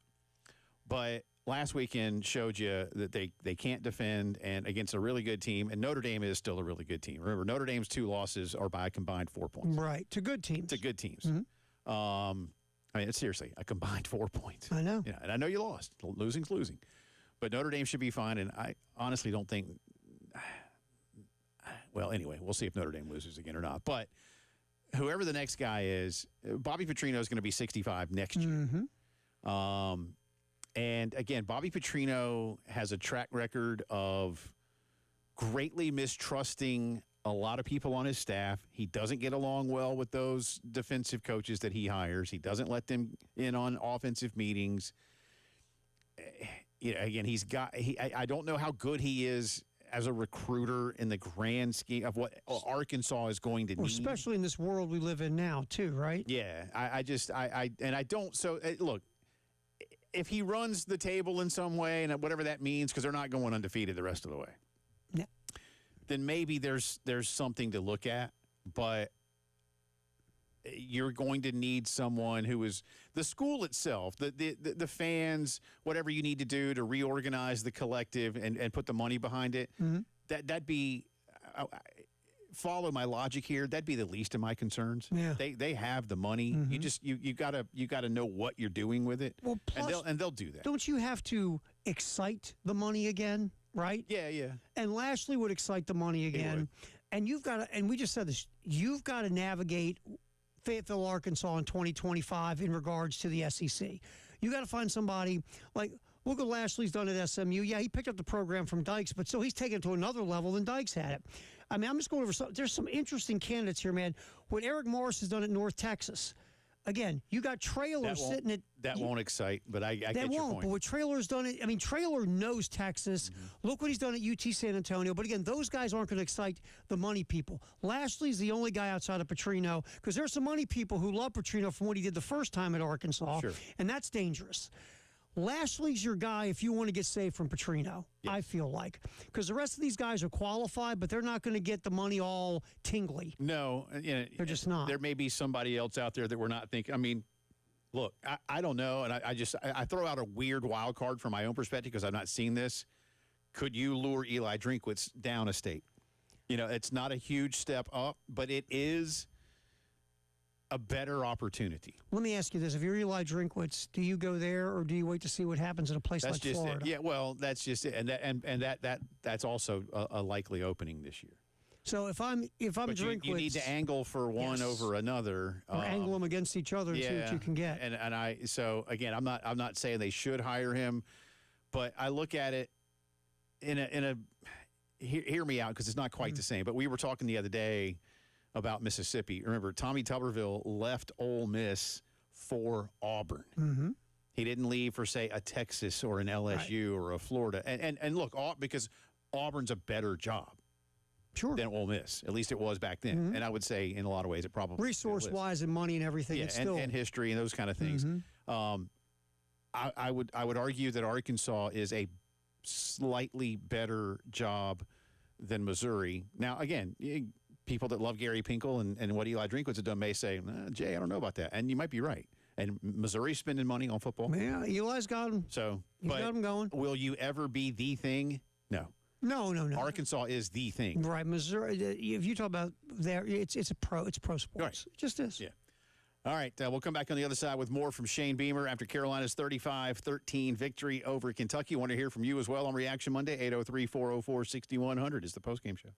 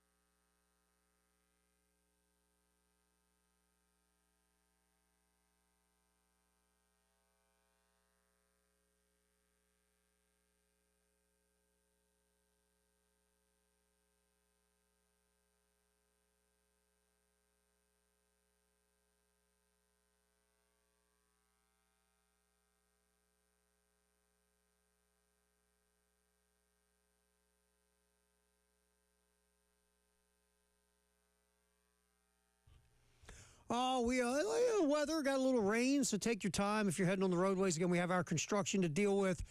Like always, I-126, Hugie between there and I-26 will be slowed down. Obviously, on 20 and 26 as well, we have our long-term construction. You know the drill by now. Avoid it if you can. If you're going to be in it, you just got to sit through it and take your time and try not to bite your steering wheel. We'll get back in here and check some more traffic. And post-game show, we'll get your reactions on a Reaction Monday, 803-404-6100 on a South Carolina win over Kentucky. We'll get more into that and give you some more sound from Shane Beamer and the players as well. That's coming up on the post-game show.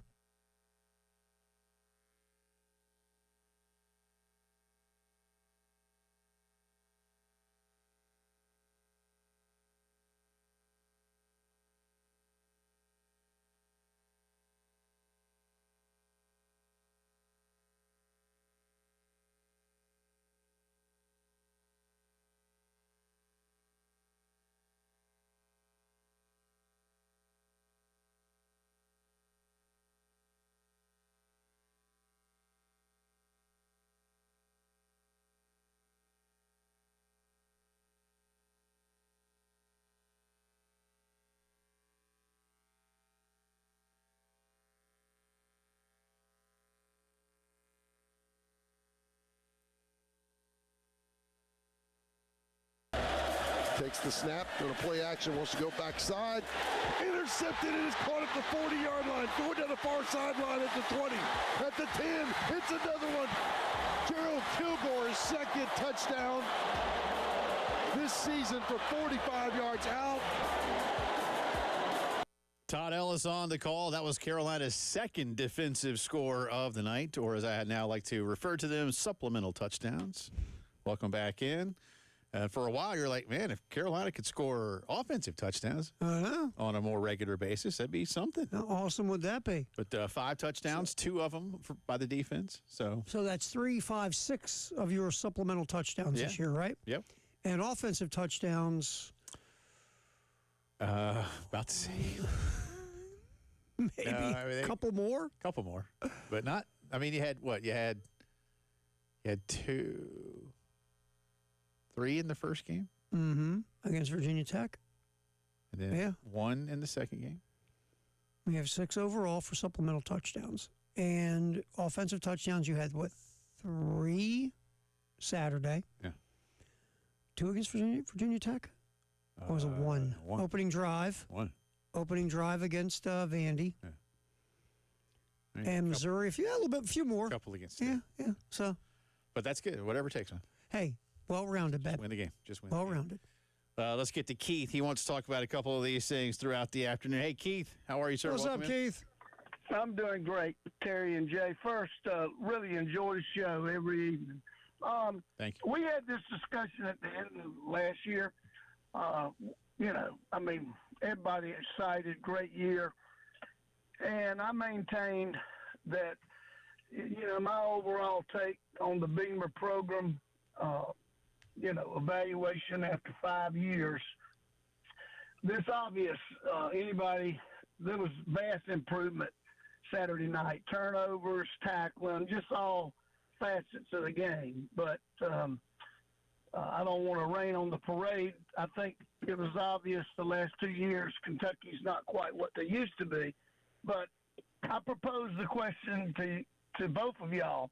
Is it fair after 5 years with everything we're seeing going on, 4 already let go, probably more, is it fair to give a true assessment of the Beamer program after this year? And I believe it is, but I'm going to hang up and listen, and y'all have a great evening. All You right. too, Thanks, Keith. Appreciate the good words, man. Sure. I mean, I think 5 years is look. It's going to depend on a couple of things and what, like where you are. For instance, I still say that the expectation levels at a place like Florida absolutely influence what they do relative to certain schools. I'll come back around to it. Speaking of Kentucky, like I said to Terry a little while ago about Mark Stoops. Mark Stoops was kept after 5 years of averaging 5 and 7 because they saw that what it was he was attempting to do was working. They were getting more competitive.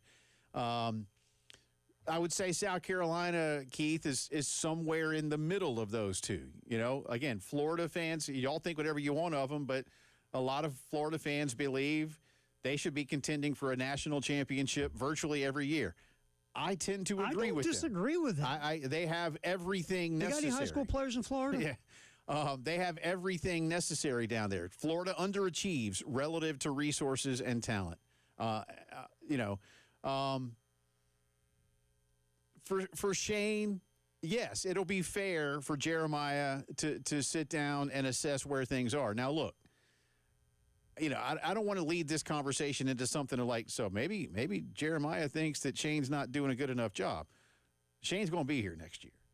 Barring an absolute collapse on the field and almost knowing, and again, I want to be really careful so y'all are listening to me, almost knowing that the on-field collapse was because of something just treacherous inside the program. Right. Shane's going to be here. Shane's doing a good job. Look what Shane took over. Mm-hmm. I mean, the way I look at it, like I said, look, in the last full season of Will Muschamp, Carolina officially won 4 games, but one of them was against Charleston Southern. So you won 3 games. Right. All right. And I think one of those was the Georgia win, right? Mm-hmm. So, I mean, which was crazy. Great, but you did nothing with it. Right. That was, to me, Terry, that was sort of the moment. Not the moment, but that was, and I know I'm blending two things here, Keith, but you needed to do something with that win. Got a stack on it. Yeah, you needed to do something with it. And what instead you've realized was it was a fluke. It was a fluke. And that if Georgia had, like the Auburn win during the COVID year, why are you throwing the ball? Right. Because if you run the ball, that Will Muschamp defense can't stop you. And it won't stop you. Why are you throwing the ball? So what Shane took over was bad. And he has definitely made it better. Shane is also recruiting his tail off. Oh, yeah. Yes, is it fair to assess it? Yeah. Now, again, what that report looks like when he and Jeremiah sit down sometime in January. I'm not sure hey, can we do this? Can we do that? How do you feel? And it'll be Jeremiah's first full year on campus, right. All that kind of stuff. 5 years is time for assessment. Is it always time for change? No. Yeah, I mean, look. Even if you're not, because I mean, what's Carolina? What are you expecting? Yeah, that's where you're at. I mean, you've gone. If this season at least ends in a trip to a bowl game, you've gone to a bowl game every year but one. Mm-hmm. Right? And look, I know going to a bowl game isn't the wow it was years and years ago, but what if you're not getting to bowl games? Yeah, I mean, certainly any bowl game is better than not, right. but I still believe that this school needs more than just the 6-6 bowl team. I don't like that. To me, those aren't. Look, if you're growing, like the Mayo Bowl that first year, that's a thumbs up. That's absolutely. But you don't want to go back to the Mayo Bowl this year. That's a step in the backwards direction. Yes. I think you have to take a step back and say, okay, what bowl game do you go to? What was your season like? Wins and losses, like you always say. How do you lose? Where are you at competitively with the rest of the SEC after year 5? I think that's a fair. It's a fair assessment. I've always looked at it like this. I think you can start getting a gauge on a program after year 3. Not every time, but I think that's a nice first spot to look at. You can't, unless it's a total disaster like Turner Gill at Kansas, you can't, to me, gauge a program after the first 2 years. You're kind of, even in today's world with the transfer portal, because you got to lay a foundation, right? Unless Jay? it's just horrible. Again, like Chad Morris at Arkansas. That's know what? When you know. Chad, right. buddy. Sorry, dude. This ain't working. Love you. Yeah, this ain't working. It's like if it was working, we'd be going to Halls. It's not working. We're at the Taco Bell drive-thru for your goodbye meal. I just think that, unless it's extreme, I think it's starting at after year 3, you can start taking a look. But definitely after year 5, you can say, okay, where are we at? Yeah, sure. And I think Carolina's football program, by and large, is in really good shape right now. I'll start. Is it better than what was the previous regime? Yeah, absolutely. That's a step in the right direction already. And as long as you can keep recruiting, and look, it's never going to be easy. It's never going to. It's SEC. Yeah, it's supposed to be. It's not exactly. It's not supposed to be. So, But we'll see what that looks like. And again, right now, you had a good game the other day. Yes, against an outmanned opponent, but the margin of victory was such that you took care of them the way you were supposed to. Thank you, Keith. Appreciate it. We'll do a little J or nay on the other side. Keep it. Yeah, absolutely.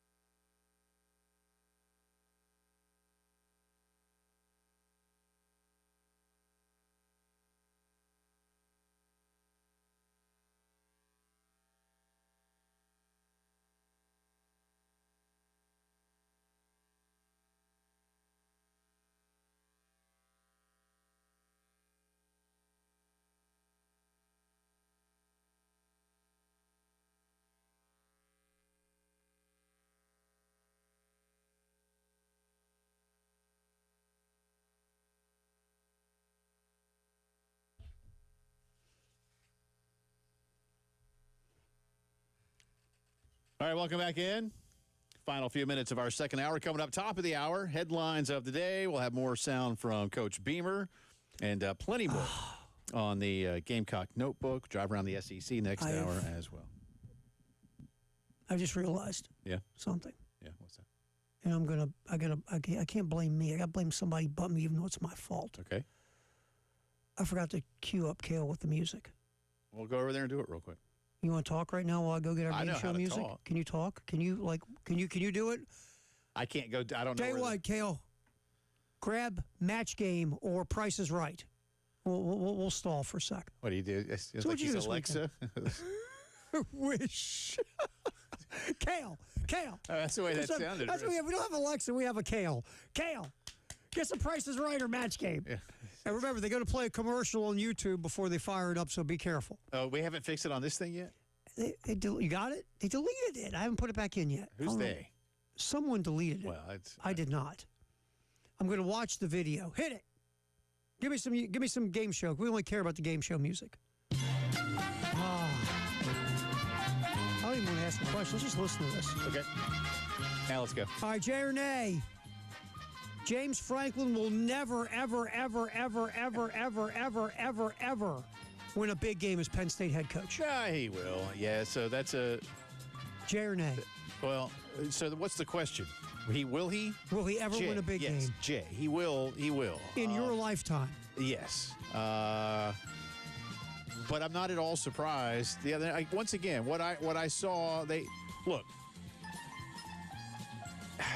Drew Aller wants that throwback. Sure. But that was a great interception. And otherwise, are we surprised that Oregon came east and played well? No. Like, I feel like more than anything here, this is not giving Dan Lanning and Oregon enough credit for just how good they are. By the way, I mean, they went undefeated in the Big Ten last year and won the Big Ten championship. You know what I think happened? We saw them get skull kicked the way they did in the playoff, and we forgot how good they were all year. Finally, they lost a game. Look, and like I say, I think James Franklin's biggest issue is he coaches not to lose far too often. They need to go get a dynamic, wide receiving playmaker that 2 or 3 times a season will simply be the difference. You need your Jeremiah Smith type. You know what else about it? I think Franklin, to your play to lose, they kicked it into gear when they got behind by 2 scores and they got desperate. Then they started being aggressive. Yeah. I don't think they're aggressive enough on offense. They're not. Franklin. They're not. They're just not. But Oregon is really, really good. By the way, their quarterback's a sophomore, and 2 of their big playmakers are freshmen. There you go. Dan Lanning is killing it, man. Georgia is no longer Georgia after what we've seen this year with the Tennessee game and with the Bama game. Well, they won the Tennessee game. But they didn't look like Georgia. No, they didn't. They gave up a lot of points. No, Georgia's fine. So, again, what's the question? Is Georgia no longer what they were here for the last so many years? Georgia's fine. You be okay with Georgia? Yeah. I mean, Alabama's really, really good. Alabama didn't score in the second half. Georgia needs to play a complete football game, and they haven't yet. And why some of these teams are getting out on them early like that, I'm not so sure. That's what Kirby needs to fix. But Georgia's going to be fine. And I always expect Georgia to win, so I don't expect them to lose again in the regular season. Auburn is winless in the SEC. Yeah. Is it Hugh Freeze almost bag packing time at the end of the year, Jay or nay? Probably a J. They don't have the horses to run the race. It was a surprising result, 16-10. I thought it was going to be a lot higher in the sense that I thought A&M would score more points. Mm-hmm. So I was encouraged for Auburn, if I can say it that way, by the fact that they played some pretty good defense. But they've got – is the Georgia game next for them? Right? Yep, Auburn's got Auburn and Georgia. Yeah, so I don't like that.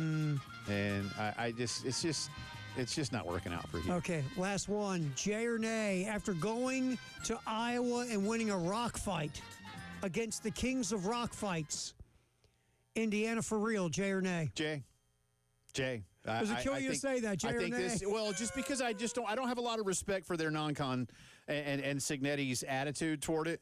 But this season they have, I mean, with what they did to Illinois and then what they did in Iowa City, yeah, they've made me a bigger believer. How about that? So yeah, we'll see. All right, hour 3 coming up.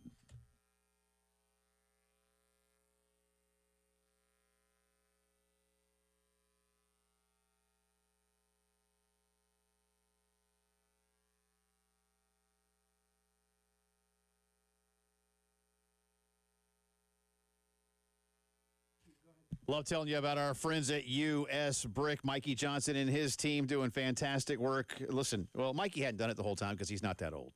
But U.S. Brick has been doing it in Columbia for nearly 90 years, and now they have expanded their operations and from not just here in the capital city, but over to Alabama, Tennessee, up in Indiana as well. But their quick fixes, listen, they're going to tell you they don't win championships, all right? Instead, when you're using vinyl, fiber cement, other substitutes, they might look good for a bit, and they're cheaper, sure, but are they going to last like brick? No. Brick is your best alternative, your best defensive line. When you're ready to build something worth the investment, visit U.S. Brick's new exterior showroom on 300 UG Street. Let their experts help you plan all kinds of things, from the design of your home, maybe features in the backyard. Again, 300 UG Street. Work with the great folks at U.S. Brick.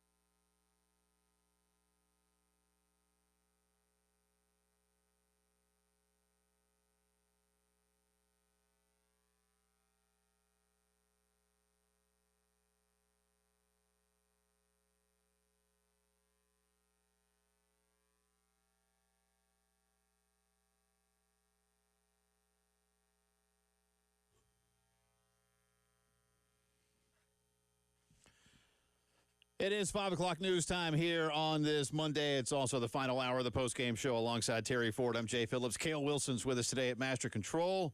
Spending the bulk of our time talking Carolina, Kentucky. The Gamecocks back into winning ways with a 35-13 win over the Cats. Carolina's first SEC win of the season. 1-2 in conference play, 3-2 overall. And South Carolina's Lenoris Sellers, 234 total yards. Looked like he was in complete command. And after two very disappointing conference losses that looked very different, Shane Beamer was proud of how his team responded.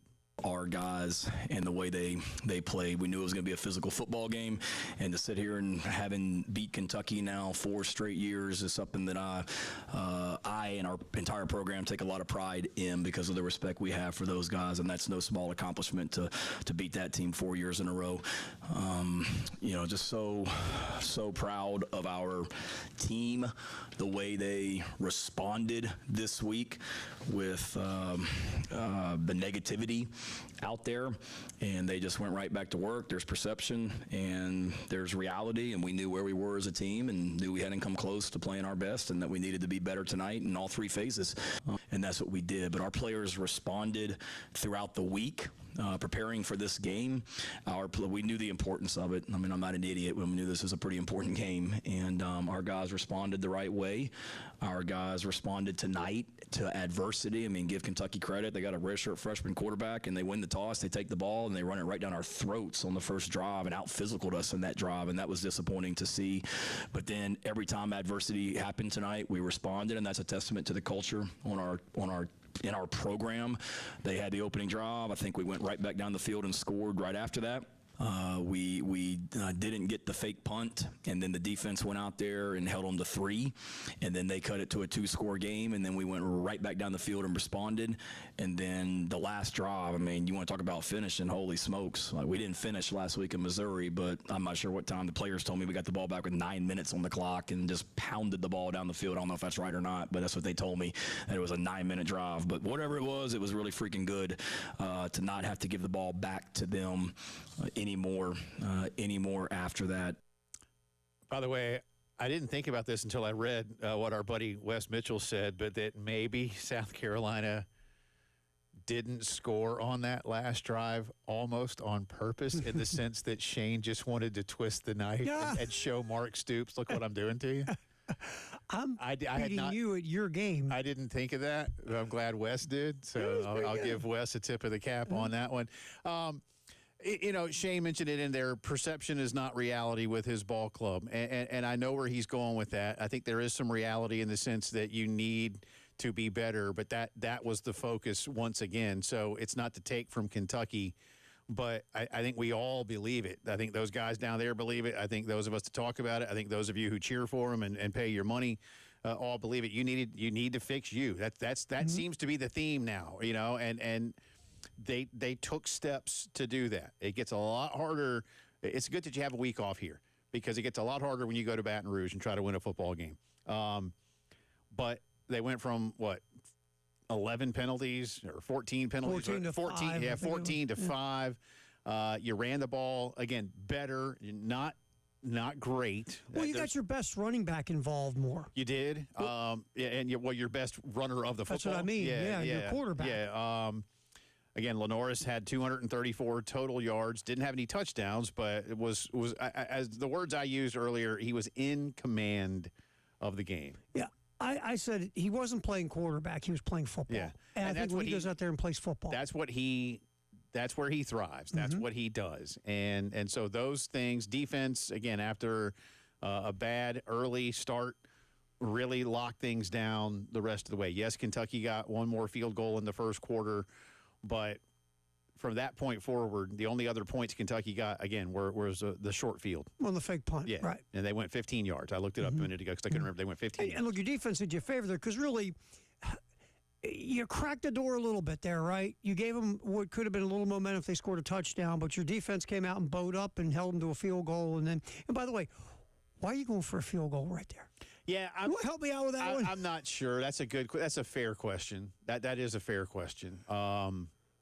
I suppose, just to put some points on the I board. guess. I don't know. That Maybe you need to feel like at least we scored again, because I'm serious. Yeah. They couldn't do anything. I guess does 13 look better than 10? I look. Is it was like when Will Muschamp kicked when it was 30-3? Hey, it's 30-6. That was a Muschamp field goal. It could be. Like we got to get something here. I got to show my guys that we got.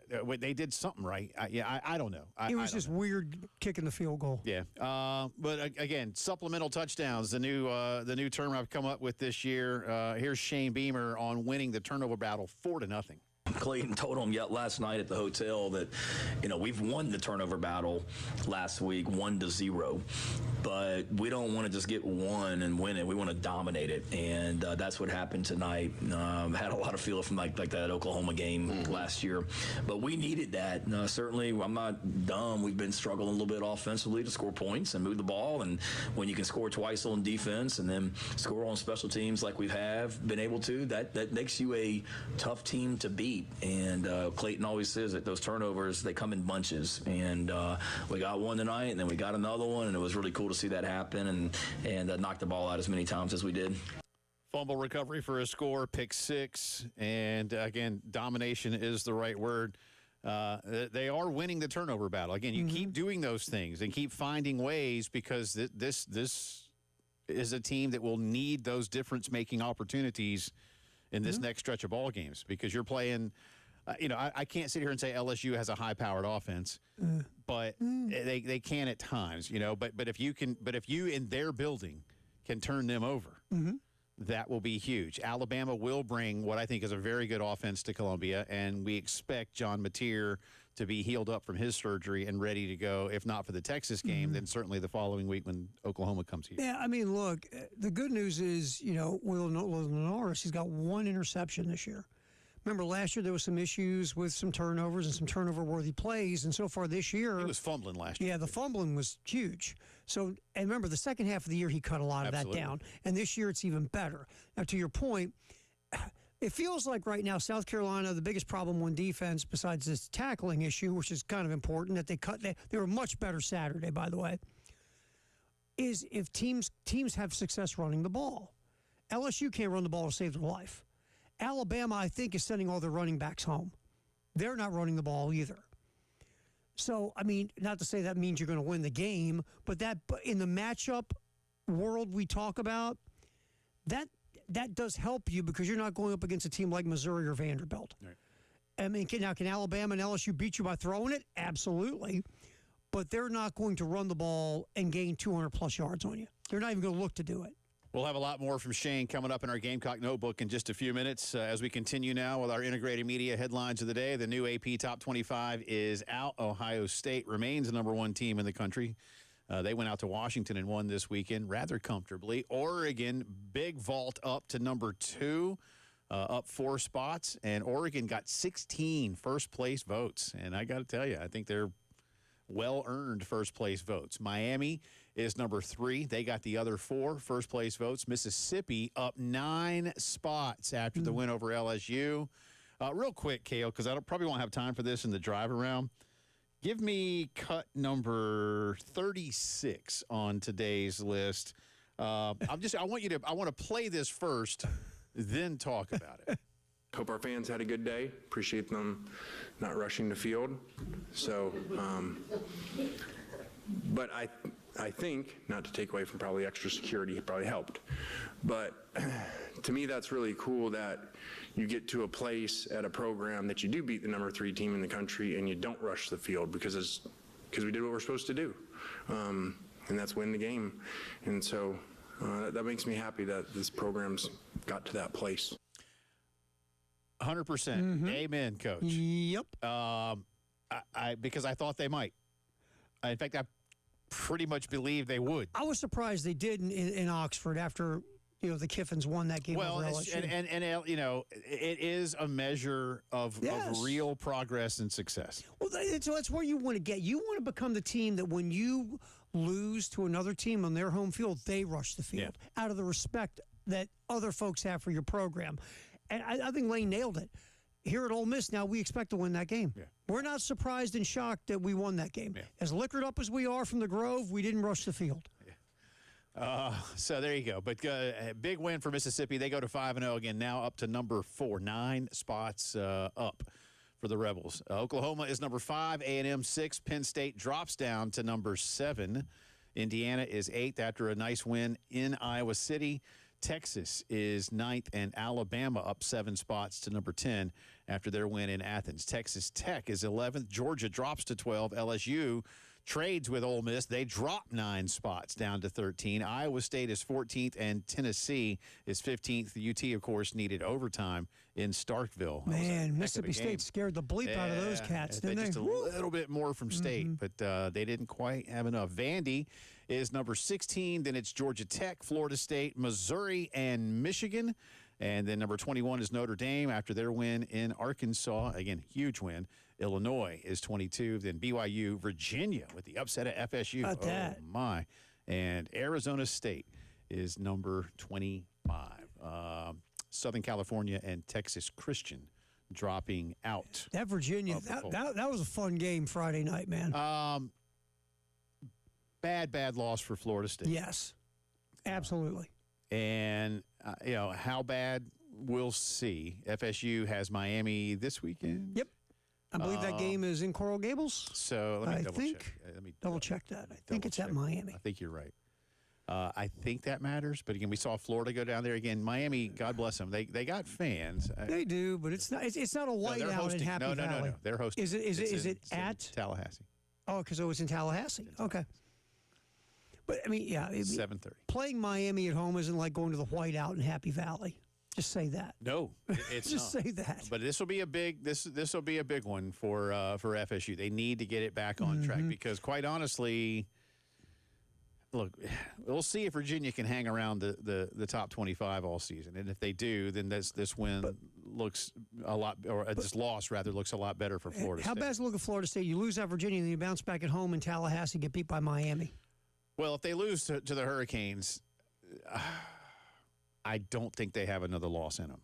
Well, if they want to get back in, if they want to get to the playoffs, that'd be two ACC losses, and that would hurt you. Even if you, I don't know, I suppose that would hurt you. Yeah. Look, Georgia Tech's undefeated right now in the league, right? And Virginia's undefeated in the league right now. Georgia Tech's undefeated. Period. Yeah, they're 5-0. So you got some teams ahead of you, and if you lose 2 ACC games, that's like Clemson sitting in the same spot, right? They've lost 2 ACC games. Yeah. No, Clemson because they're 1-3. Yeah. Sorry, yes. So Yeah. It's getting late early, or whatever that saying is. Major League Baseball, the New York Mets did not make the playoffs. That's news. But congratulations to the Reds. How good did that feel to say that? A little bit.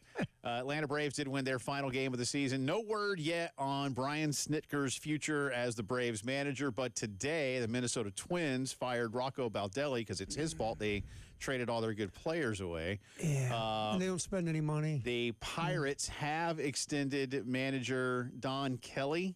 He took over as interim after Derek Shelton was fired back in the spring, so he's going to hang around.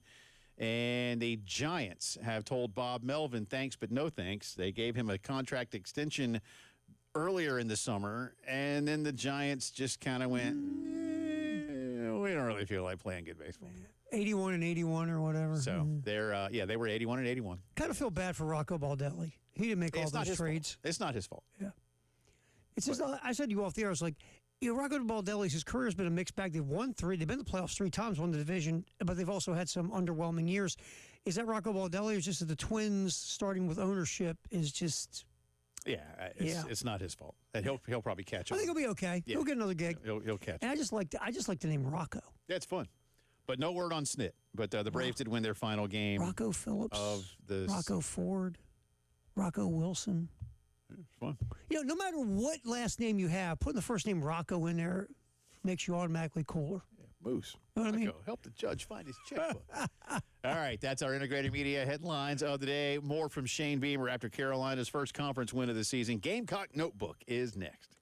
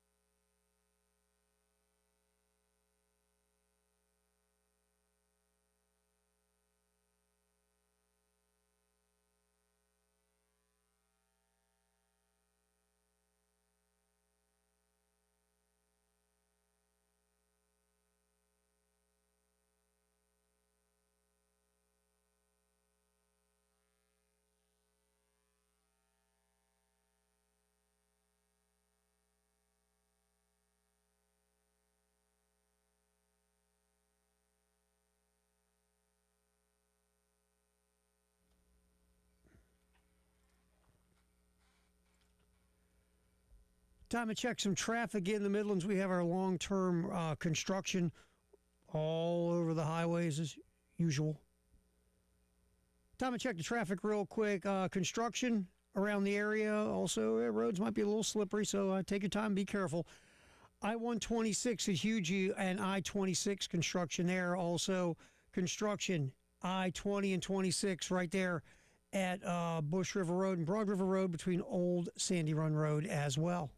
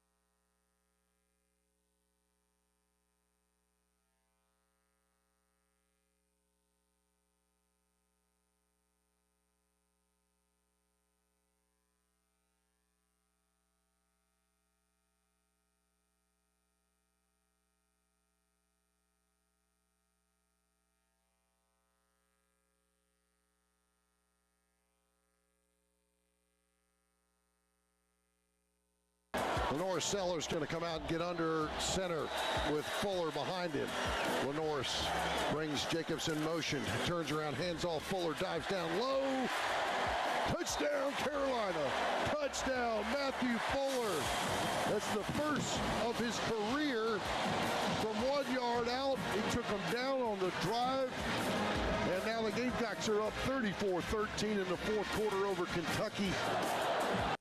Todd Ellis on the call. Carolina's final score of the night. That short run by Matthew Fuller capped an 84-yard touchdown drive for the Gamecocks, and that would be the final scoring, again, of the entire evening. Carolina beats Kentucky 35-13. Welcome back in. Jay and Terry with you on this Reaction Monday. Kale at Master Control. South Carolina goes to 3-2, 1-2 overall. Defense, again, with I don't want to say a poor start. That's not fair. Kentucky with a hot start as much as anything. Gamecocks really clamped down from that point forward, other than the field goal that Kentucky got at the end of the first quarter. But really, again, the only other points that UK put on the board, as we said, came on a short field situation after Carolina got, again, about 10.9 of the 11 necessary yards on the fake punt, which Shane was disappointed in and felt should have gone for a touchdown. They had it dialed up. He said, before, post-game, look, I was going to do that during the game because there was looks that we thought they saw from the Kentucky special teams. We wanted to get a shot at this thing before the game was over. They saw it. And it just came up short. And, again, give the defense credit. You've cracked the door open a little bit there, giving Kentucky a short field, and the defense held them to a field goal because for some reason Mark Stoops thought he would. How many points you get for a field goal again? I don't know why they kicked there. I mean, like I said, maybe just – I'm trying to look here. It was 28. It was 28-10 then. Well, that makes it a – I suppose you could say it's a two-score game.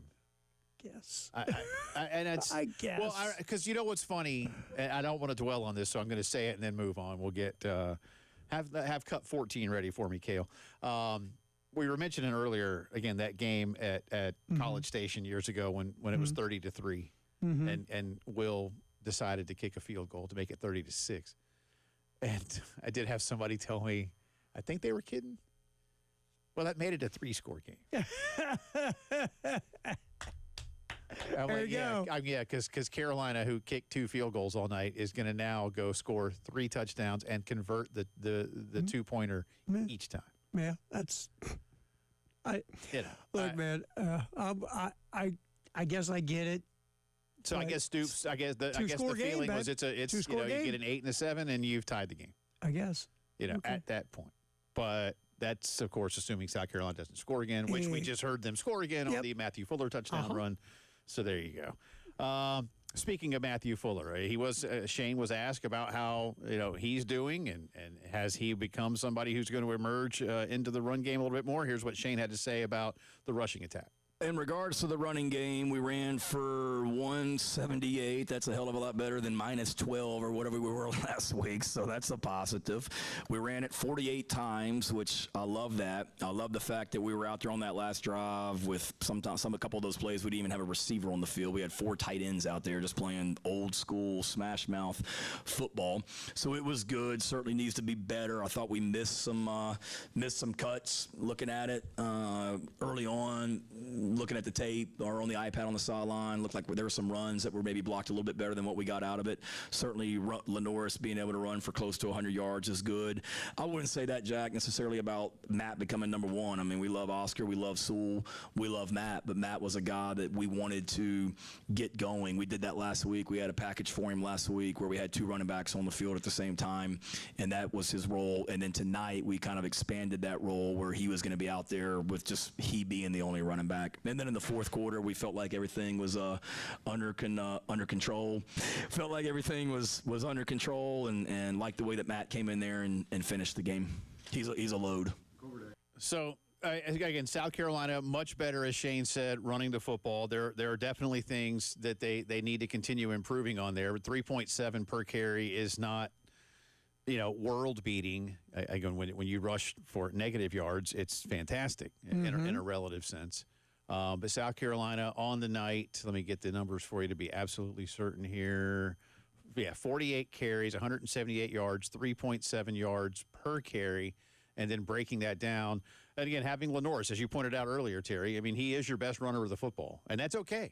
That's fine. I sometimes, and maybe we collectively, media and fans, have been going about this in a way that the team, what am I trying to say here? Like, didn't appreciate. And I guess my point is, they understand that too. They just don't want to have to put that on Lenoris as much as maybe they're going to have to put it on Lenoris. Yeah.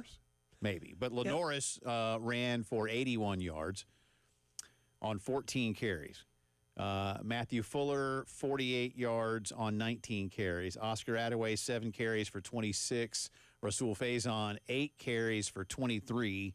But he also scored twice. Yeah, did Rasul. I mean, look, it's a lot better than -9, no doubt. And the other thing that was better was first down and third down. I mean, first down, again, you didn't run it. You ran it 18 times out of 24 first down opportunities to only 2.5 yards a pop. That's got to get better. It does. But you ready for this? Threw it 6 times on first down. 6 for 6, 113 yards on first down.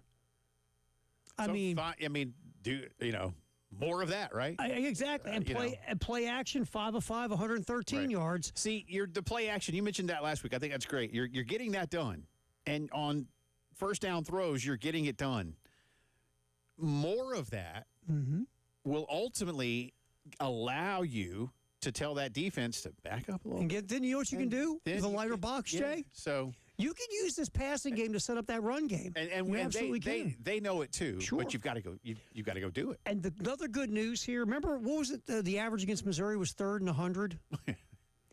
3rd and 6 was your average down and distance, which is a better improvement than 3rd and 12 or 3rd and 11. So look, there were some good things. You still have to run the ball better, yes, because you don't want to. I mean, look, 16's your best running back at this point. He runs the ball better than anybody. But you want to be able to be effective running the ball with your running backs. Right. So, but step 1 was just better than last week. On that note, Cale, cut number 15, please. Run game overall we just heard about. Now when the quarterbacks have the ball.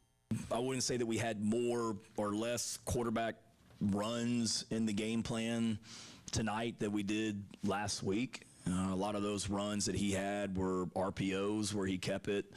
It wasn't necessarily a design quarterback run. I don't even know, Hale, if I'll have to look back at it. I'm not even sure if we had just a one called quarterback run. I mean, there was a couple of quarterback draws that he ran in the first half where he had a couple options to throw it, and he ran it on the draw, which he should have. But, no, I mean, he's certainly a weapon when your quarterback can run the ball like he can and make up for a lot of mistakes, if you will. That's a huge thing, and we've got to continue to lean on that, but we've got to be able to get these other running backs going for sure. But to run for 180 on these guys, that's not easy to do because they're stout on defense and do a great job coaching.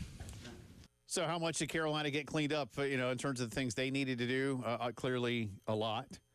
Yes, Kentucky was overmatched, but you did your part. Right. I mean, they looked. That's what you. There have been times when maybe teams go play a team like that and let them hang around. I mean, Ole Miss let them hang around. So to be fair, I mean, South Carolina really took it to them, and I think something that we didn't mention earlier that Shane talked about. This is 4 in a row over Kentucky now, and that's you've regained that. It's something. How much is something? I don't know. That's up to you. we keep playing the Soldier Boy in the locker room. He mentioned that That's as pretty well. funny. But we said it. You mentioned Lenoris was playing football. I said Lenoris looked in command of the game. First time we've seen that this season. Yeah. So you need more of that. More of that. Yeah. Yes. That's very simple, isn't it? More of that. Drive around the SEC is next.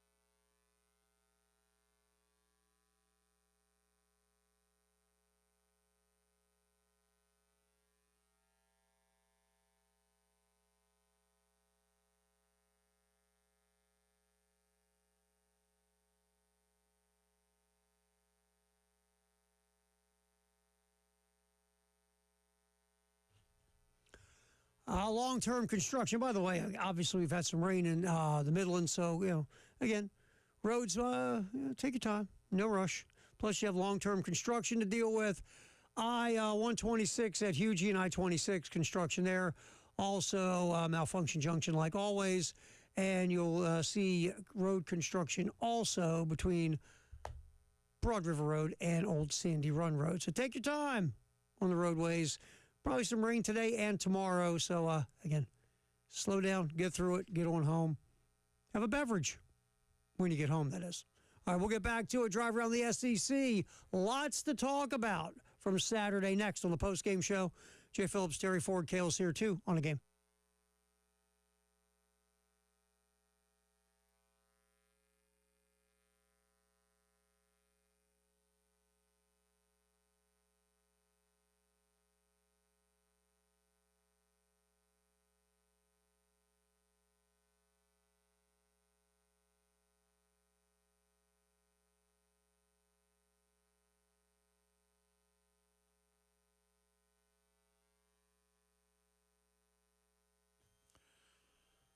All right, welcome back in. It is Drive Around the SEC time here on a Monday. Jay, Terry, Kale with you. Story of the weekend, away from anything on the gridiron, that is. If you haven't already heard, Bobby Petrino is the new interim head coach at Arkansas after Sam Pittman was fired. Yes, Arkansas. If you didn't even know, and you might not have, Bobby Petrino was hired last year to be the OC. There are tons of people out there who felt this was the plan all along. That, hey, we'll give Sam another chance, and if Sam can't do it, we'll just put Bobby back in there because he was good here once a long time ago. They don't care at all about the off-field stuff that, including lying to his boss. They don't care. Yeah, care as long as you win, man. They don't care. I mean, and that's, look, whatever. I'm not here to be sanctimonious, but at the same time, it's a bold move. I'll say that much. And to your point, when Bobby got fired, the biggest reason he got fired was he didn't tell the AD. I believe Jeff Long at the time was the AD. Oh, that was the reason. I mean, Bobby you lied left he lied to his AD and left him out in the dark on this whole thing. So then you hung the AD out to dry, and that's why you lost your gig. Yeah, because Bobby was making money. They were winning games. Everything was good, and he got on that bleeping motorcycle. Well, not just on the motorcycle, but he wasn't alone. I thought he just took a joyride on the motorcycle. He wasn't by himself. By the way, I'll never forget him with the neck brace. Right. And it's ridiculous. The whole thing was. Oh, look, man. His entrance into the school was surreal with that Woo Pig Suey chant at creepy. Midnight. That was so weird. And the pig suey his hat. exit, basically, even though that was not his exit. The cowardly exit out of Atlanta? No, that was the Falcons, with the neck brace and the beat-up face. Oh, and, he was gone. It was all... if those two things, anyway. But he's back. He's back. Whether or not he gets the job remains to be seen. But, nobody's going to be surprised. Nobody's going to be surprised. Oh, absolutely not. In the meantime, Alabama over Georgia 24-21. The Tide did not score in the second half, but it didn't matter. Georgia they should have kicked that field goal. I'm telling you, you should have kicked the field goal, but instead they tried to hurry a play up. Alabama was ready for it, and Georgia just could not muster another real big opportunity. They did get the ball back, but not able to get anything done with it. Only 7 points scored in the entire second half. Those were by Georgia. 24-21 the final. Cut number 33, please, Kale. Here is Kalen DeBoer on what this win means for the Tide. Yeah, it's a mindset going in that you're, especially against a team like this. I mean, you're going to get punches thrown at you. You're gonna get some, and we got some tonight. And it's just, what's your response going to be? And our response was to punch back and punch back harder. And I really felt like, even when it isn't perfect execution, just felt like there was an attitude and energy that our guys had, and there's going to be no regrets when we walk off the football field because we gave it everything we had. Alabama's a really good football team. That's a huge win for them. They've got Vanderbilt this weekend. By the way, and we did this with a little exercise last week. Do you know what the Alabama-Vanderbilt spread is? Let me try this now. The game's in Tuscaloosa, right? It is. A few years ago, it would have been Bama by 50. I'm going to go Bama by 4.5. Oh, Wow. No. Opened on ESPN Bet at 11.5. That high? And has ticked down to 10.5. Wow. Now, this could be Vegas. Wow. This could be Vegas going, let's see. Can I be honest with you right now? If you and I were, if I took your money and I picked your wallet when you weren't paying, which I know how to do. If I picked your wallet and took your money, I would absolutely bet on Vandy in the points to get 10.5. I think that's what Vegas is doing here. I know. I think they're saying, let's see how many people we can get to bite on giving them 12 points and see what happens. Now, do you think that line will go down during the week? Yeah, it's already gone down 1 point. I think it'll. So if it opened, because I hear these, again, I'm not a gambling expert. It'll hover around 8 or 9. Let's say it opens at 12.5. The smart people grab the 12.5 before the line comes down. Probably, but that's are you going to be surprised if Bama covers that spread? I mean, I wouldn't be stunned, but I won't. I'll be honest.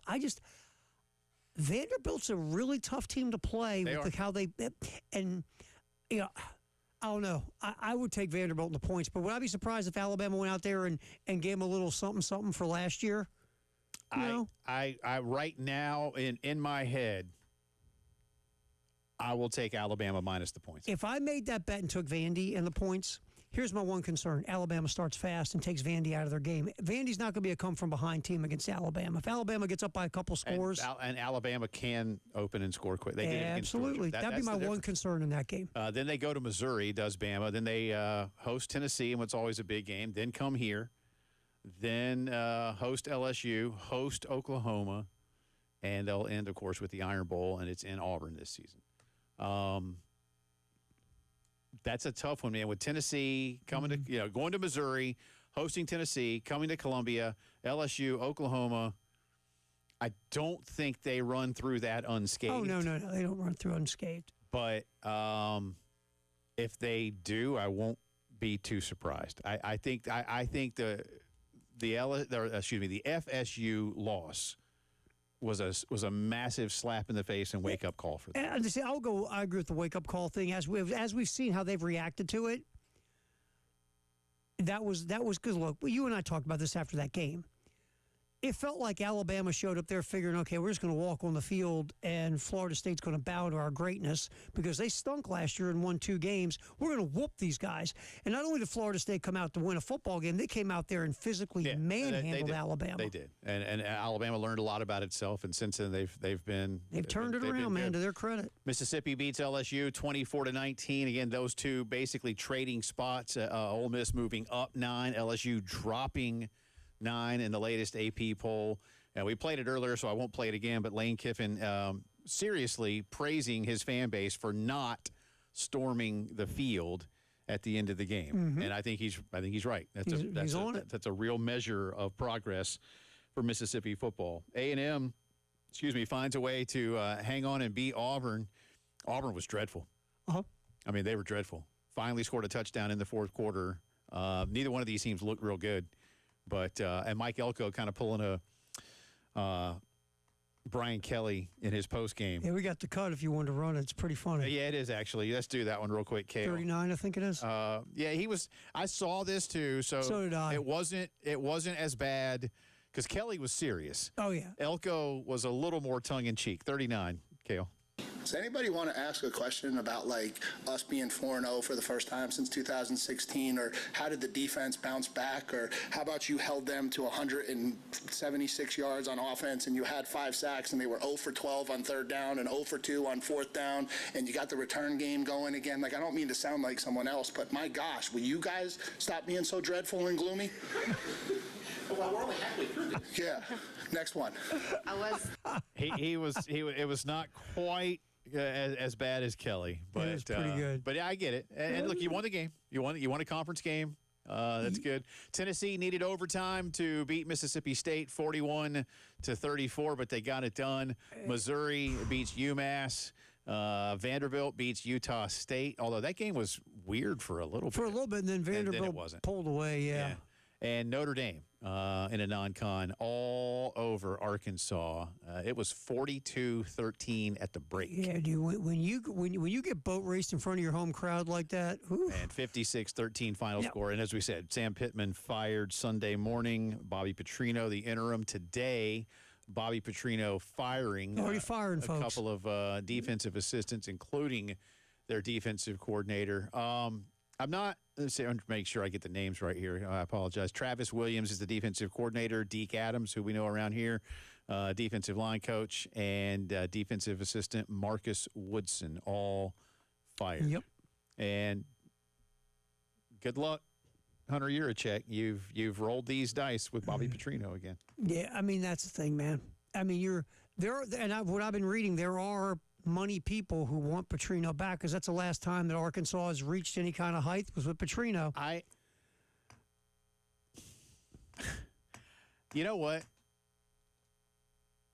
Do it. That's what I would say. And I think a lot of folks out that way, LSU, Missouri, Arkansas, or Oklahoma, Texas. Go ahead. Can I ask you this? How many times have you seen, like, two people got together and they had a great relationship and then it broke up and it didn't work out and they tried to get back together again later? I've seen Bobby Petrino do it twice at Louisville. It didn't work the second time. No, I'm telling you. It won't work this time. Don't fall for it, but go ahead. If I'm the schools out that way. If that's what you want. Do it. Give it a whirl. Yeah. Why not? Because I don't see that being I don't either. successful. That's our drive around the SEC. Jay versus the Internet is next.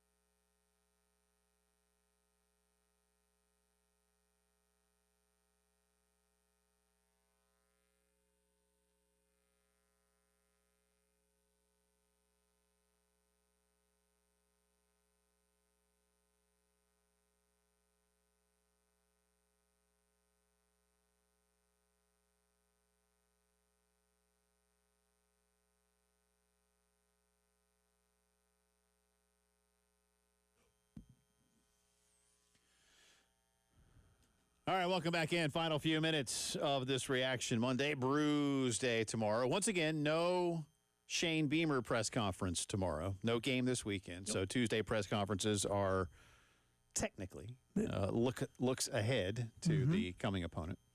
Even though look ahead to off week. Can you look ahead to the bye week? You can. And we will. But Shane, I mean, we're here all week. Come on, Shane. Shane's not. Help us Well, that's out, not man. true. You're leaving. You're not going to be here. I'll be here Friday. So you're That's true. I'm like, yeah. So, second thought. basically you just lied. I kind of did. I feel like Bobby Petrino all of a sudden. Oh, It's weird. What was awesome and very unexpected was who came out of Cocky's caboose Yeah. to lead the Gamecock cheer, and it was, of course, Connor Shaw, who just a couple of weeks ago had a massive health scare up in Greenville. Shane Beamer commenting on what that meant to the program and to Williams-Brice.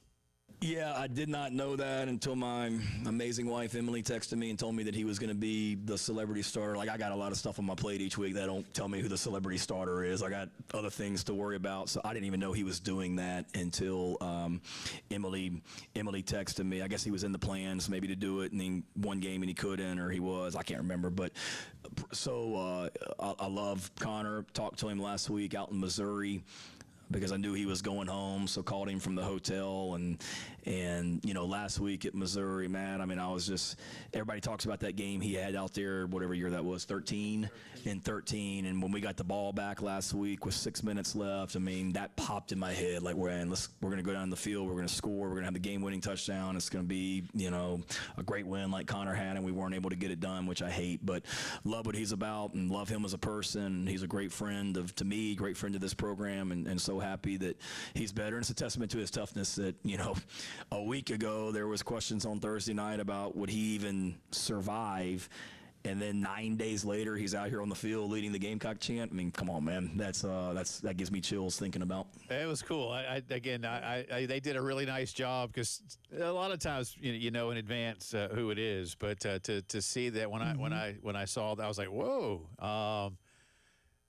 A testament, yes, to Connor, to his medical team up in Greenville for helping him get through that, and to his family for you know, just being there to make sure everything was managed well. But that's what we were talking about. This is what was so surprising for him, is that this is someone in his 30s who's you know, what you would consider in world-class physical condition. Yeah.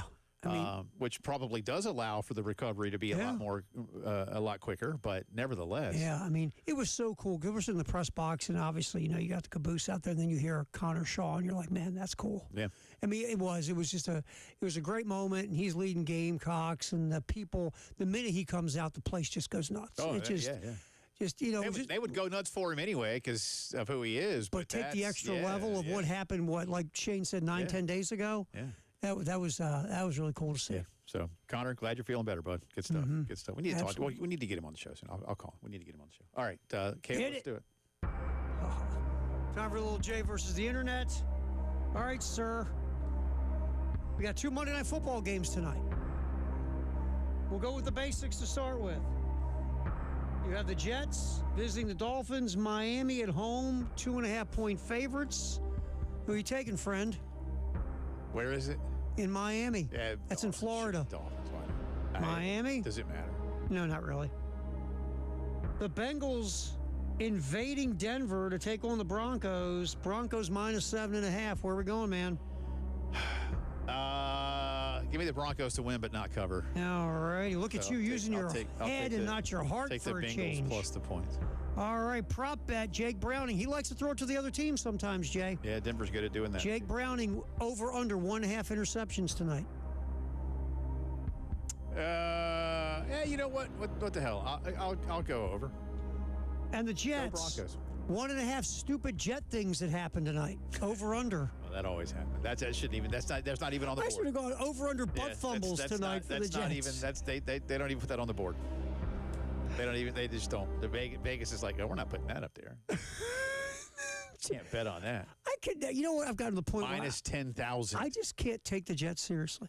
At all. Well, you shouldn't. Nothing. You shouldn't. I can never take them seriously. I mean, when they come up in conversation, I just laugh. I do too. When you said Dolphins and Jets, I was like, man, they have to play twice a year. Kale, nice job, bud. See y'all tomorrow.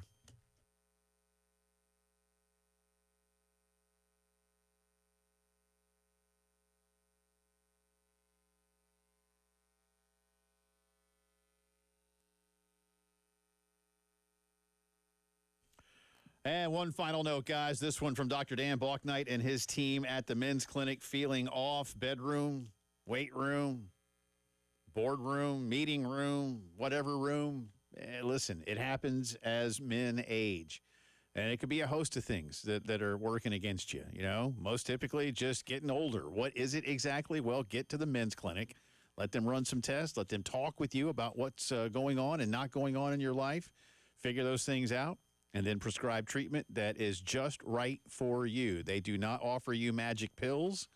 There is not a one-size-fits-all treatment because you are you. A lot of guys are embarrassed by some of these things. They understand that. A lot of guys just don't want to go to a doctor because they want to tough it out. They understand that too. But as I've said many times, do it for yourself and do it for your family. 803-875-MENS. Call the men's clinic and see Dr. Dan Balknight and his team.